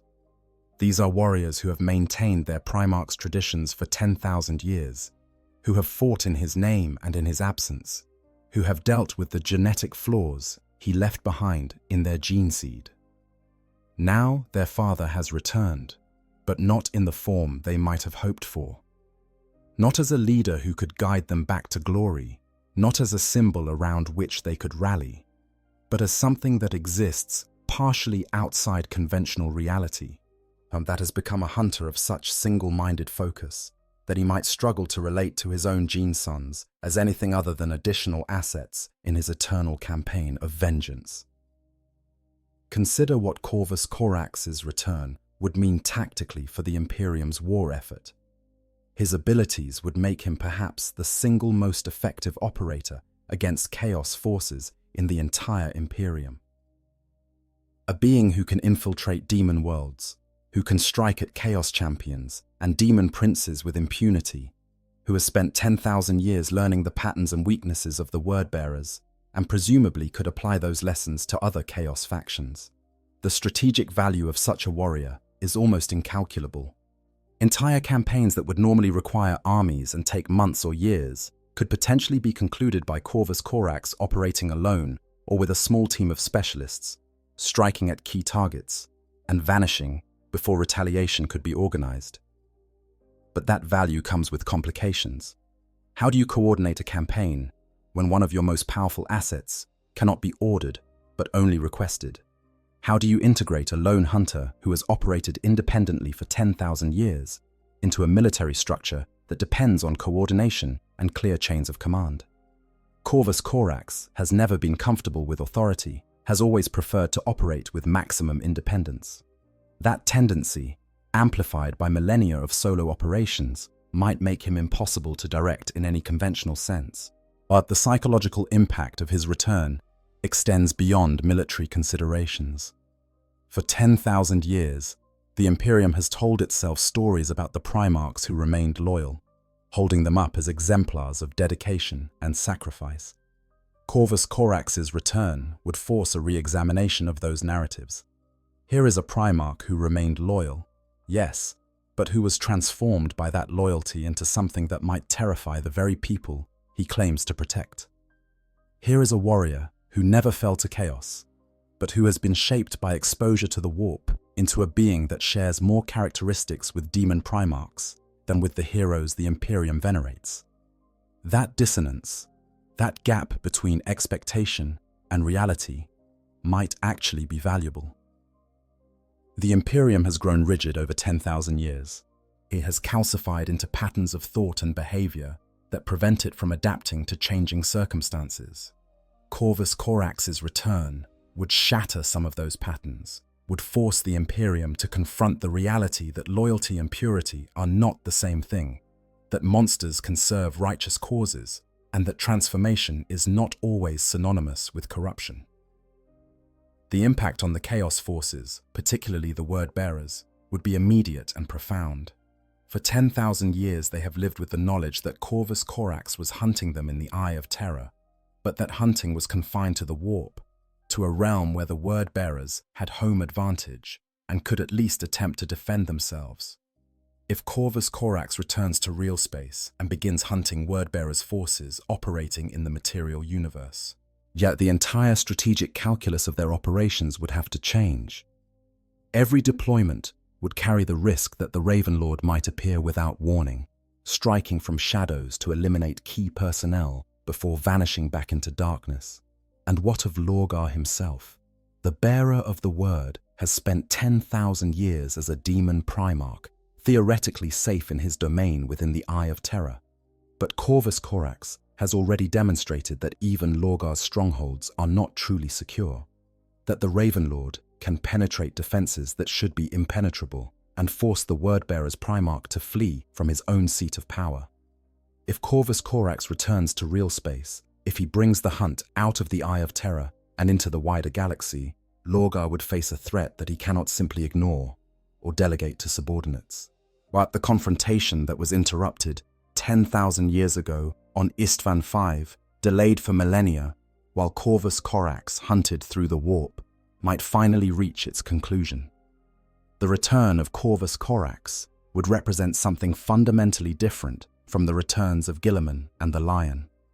Those Primarchs brought hope, the promise that the Imperium's darkest days might be reversed, that strong leadership and strategic brilliance could turn the tide against the forces arrayed against humanity. Corvus Corax would bring something else, a reminder that hope is not always beautiful, that salvation sometimes wears a monstrous face, and that the price of survival might be accepting allies who have been transformed beyond easy recognition. He would be a living argument against purity tests and rigid dogma, as a demonstration that loyalty is measured by actions rather than appearances. He would force the Imperium to confront the costs of its 10,000-year war, to acknowledge that even the most loyal servants can be changed by exposure to the horrors they fight against. And in that acknowledgement, there might be the beginning of wisdom, an understanding that in a galaxy where there is only war, the distinction between hunter and monster is sometimes a matter of perspective rather than objective truth. The final hunt. Lorgar's reckoning. Somewhere in the Eye of Terror, in a sanctum protected by wards that would kill a lesser being simply by proximity, Lorgar Aurelian contemplates his brother's return. The bearer of the word has lived for 10,000 years, has witnessed the rise and fall of empires, has shaped the course of the long war through his manipulation of faith and his mastery of the dark arts. But for all his power, for all the blessings the Chaos Gods have granted him, he has never been able to shake the memory of that confrontation on Sycharis, when Corvus Corax forced him to flee like a frightened animal. The demon Primarch has tried to tell himself that the encounter was meaningless, that he retreated as a matter of tactical prudence rather than fear. After all, he had eternity to accomplish his goals. Why risk everything in a single confrontation when he could simply avoid his brother and continue his work elsewhere? But self-deception, even for a being as practiced in it as Lorgar, has its limits. He knows the truth. He felt genuine terror when faced with what Corvus Corax has become, and that terror has shaped his strategic decisions ever since. The word-bearers have pulled back from certain sectors, have abandoned strongholds and redirected operations, all in an attempt to put distance between themselves and the hunting Primarch. But the galaxy is not infinite, and Corvus Corax has proven himself tireless in his pursuit. Sooner or later, the confrontation that Lorgar has been avoiding will become unavoidable. Sooner or later, Corvus Corax will finish his hunt, will track his brother to whatever sanctuary Lorgar has prepared, and force the reckoning that has been delayed for 10,000 years. Imagine that final confrontation. Not in the Eye of Terror, where reality is negotiable, and Lorgar can call upon demonic allies, but in real space, somewhere in the galaxy where the normal laws of physics still apply. Perhaps Corvus Corax has finally returned from his self-imposed exile, his hunt bringing him back to the material universe in pursuit of prey that can no longer hide in the warp. Perhaps the word-bearers have launched a major operation that Lorgar must personally oversee, drawing him out of his fortified domains and into a space where the Ravenlord can reach him. The battle would be unlike anything the galaxy has witnessed since the Horus Heresy. Two Primarchs, both transformed by 10,000 years of existence in and around the warp, both wielding powers that blur the line between physical and psychic, between material and immaterial. Lorgar would bring the full might of his demonic ascension to bear, calling upon the blessings of all four Chaos Gods to fuel his offense and defense. He would summon entities of tremendous power. These would speak words of binding and unmaking, would reshape the battlefield itself according to his will. But Corvus Corax has hunted demon Primarchs and their servants for 10,000 years. He knows their tricks, understands their weaknesses, has developed counters to powers that should be uncounterable. When Lorgar summons demons, Corvus Corax dissolves into shadow, and flows around them, striking at the bearer of the word himself, rather than wasting effort on his minions. When Lorgar attempts to reshape reality, the Raven Lord manifests as ravens that swarm over him, each bird striking with claws that can cut through demonic flesh.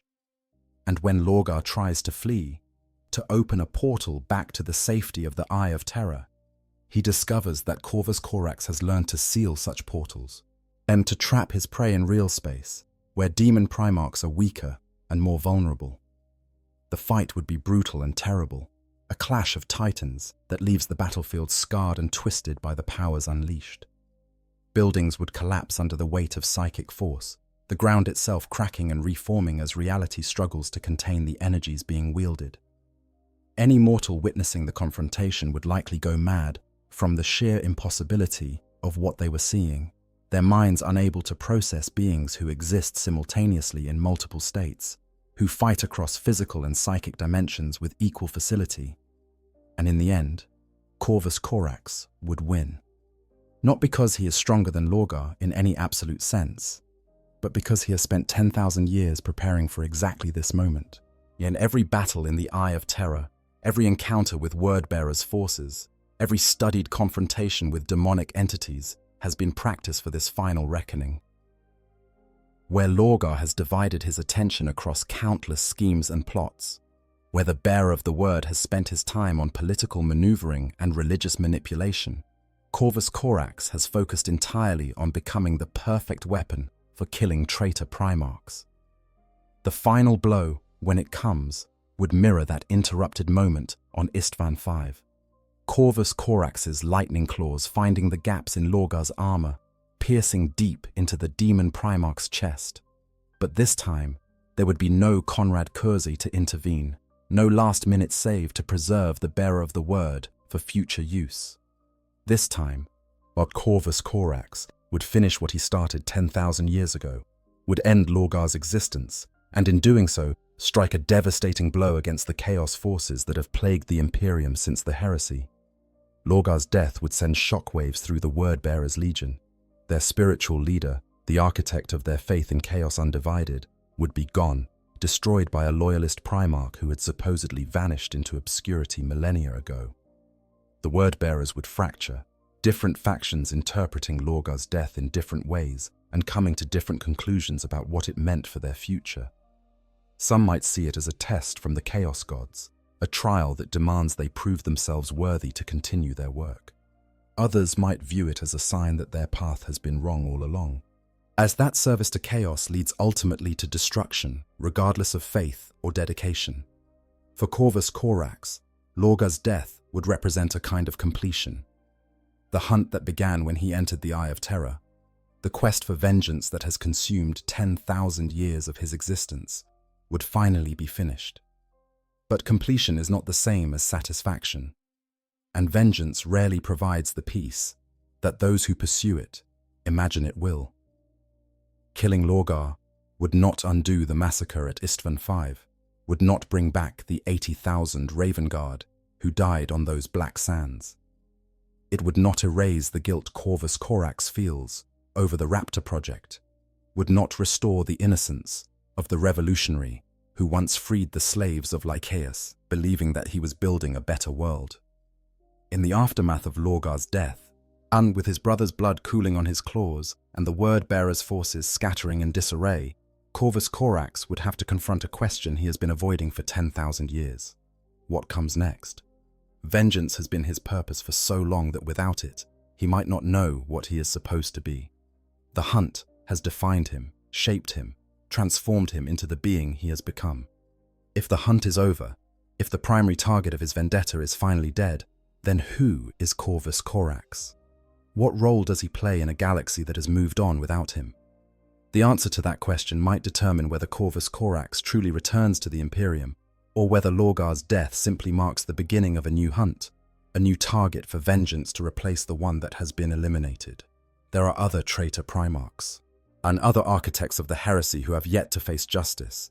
Magnus the Red, who turned his entire legion to chaos.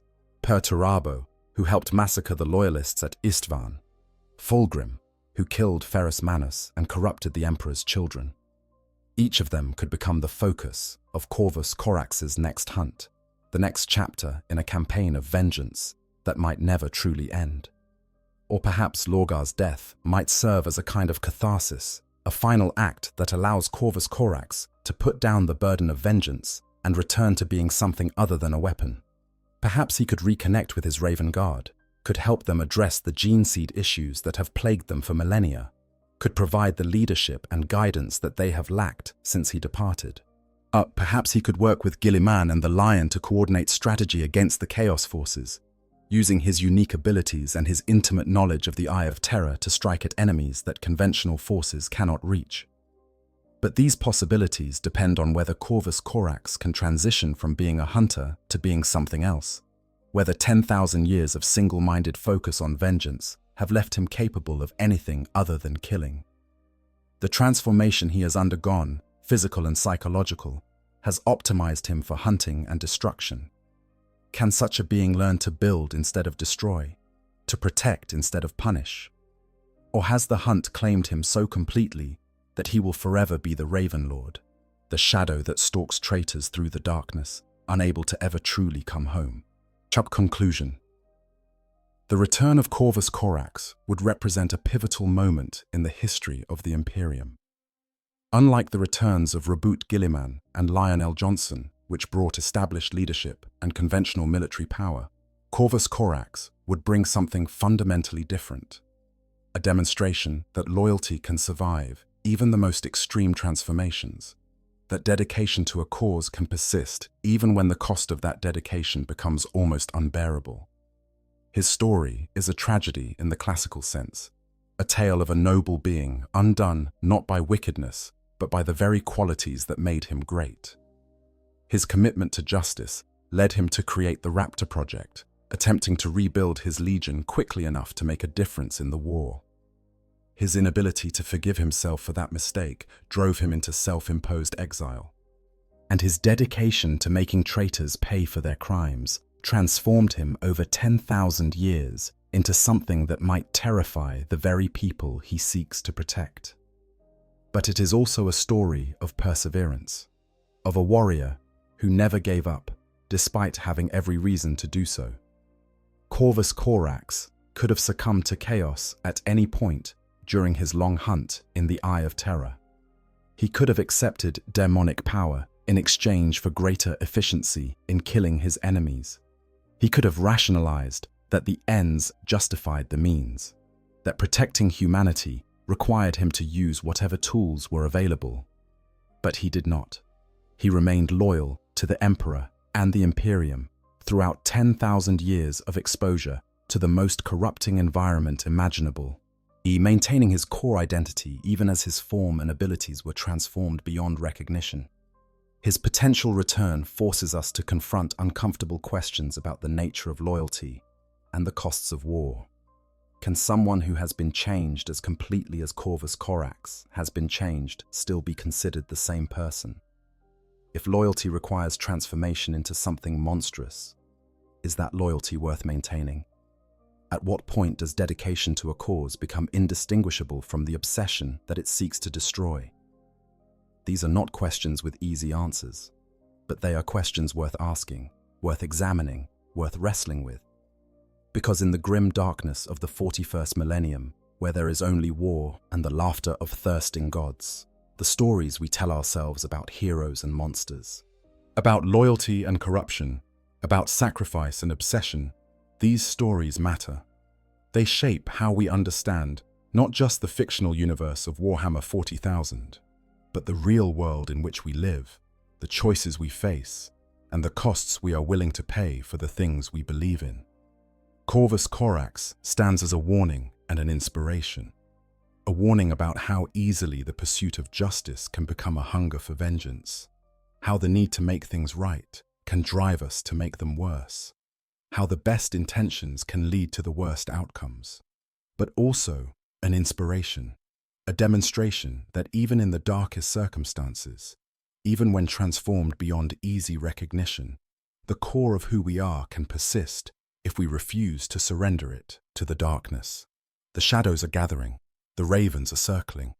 And somewhere between the material universe and the howling madness of the warp, a Primarch prepares to emerge from 10,000 years of hunting.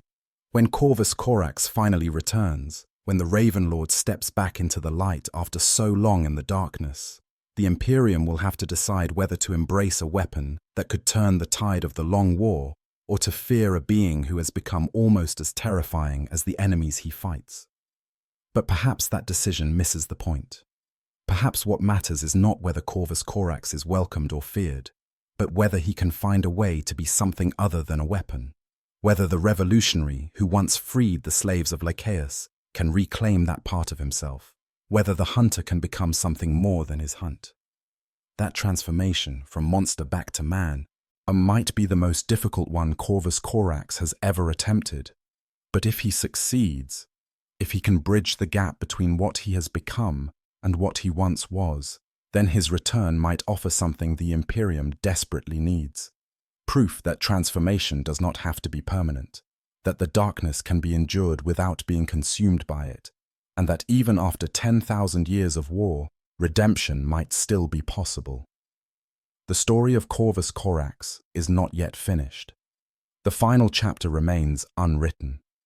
And when it is finally told, when the Raven Lord's ultimate fate is revealed, it may well determine not just the future of one Primarch or one chapter, but the direction of the entire war for humanity's survival. If you enjoyed this exploration of Corvus Corax and his potential return from the warp, please like this video and subscribe to the channel for more deep dives into Warhammer 40,000 lore. The grimdark universe has countless stories to tell, and will continue bringing them to you with the same detail and care you've experienced today. Thank you for watching, and may the shadows guard you well. I hope you guys enjoyed the story. Make sure to hit the subscribe, like, share button, whatever you want. Give me some feedback if there's any. And yeah, sleep well.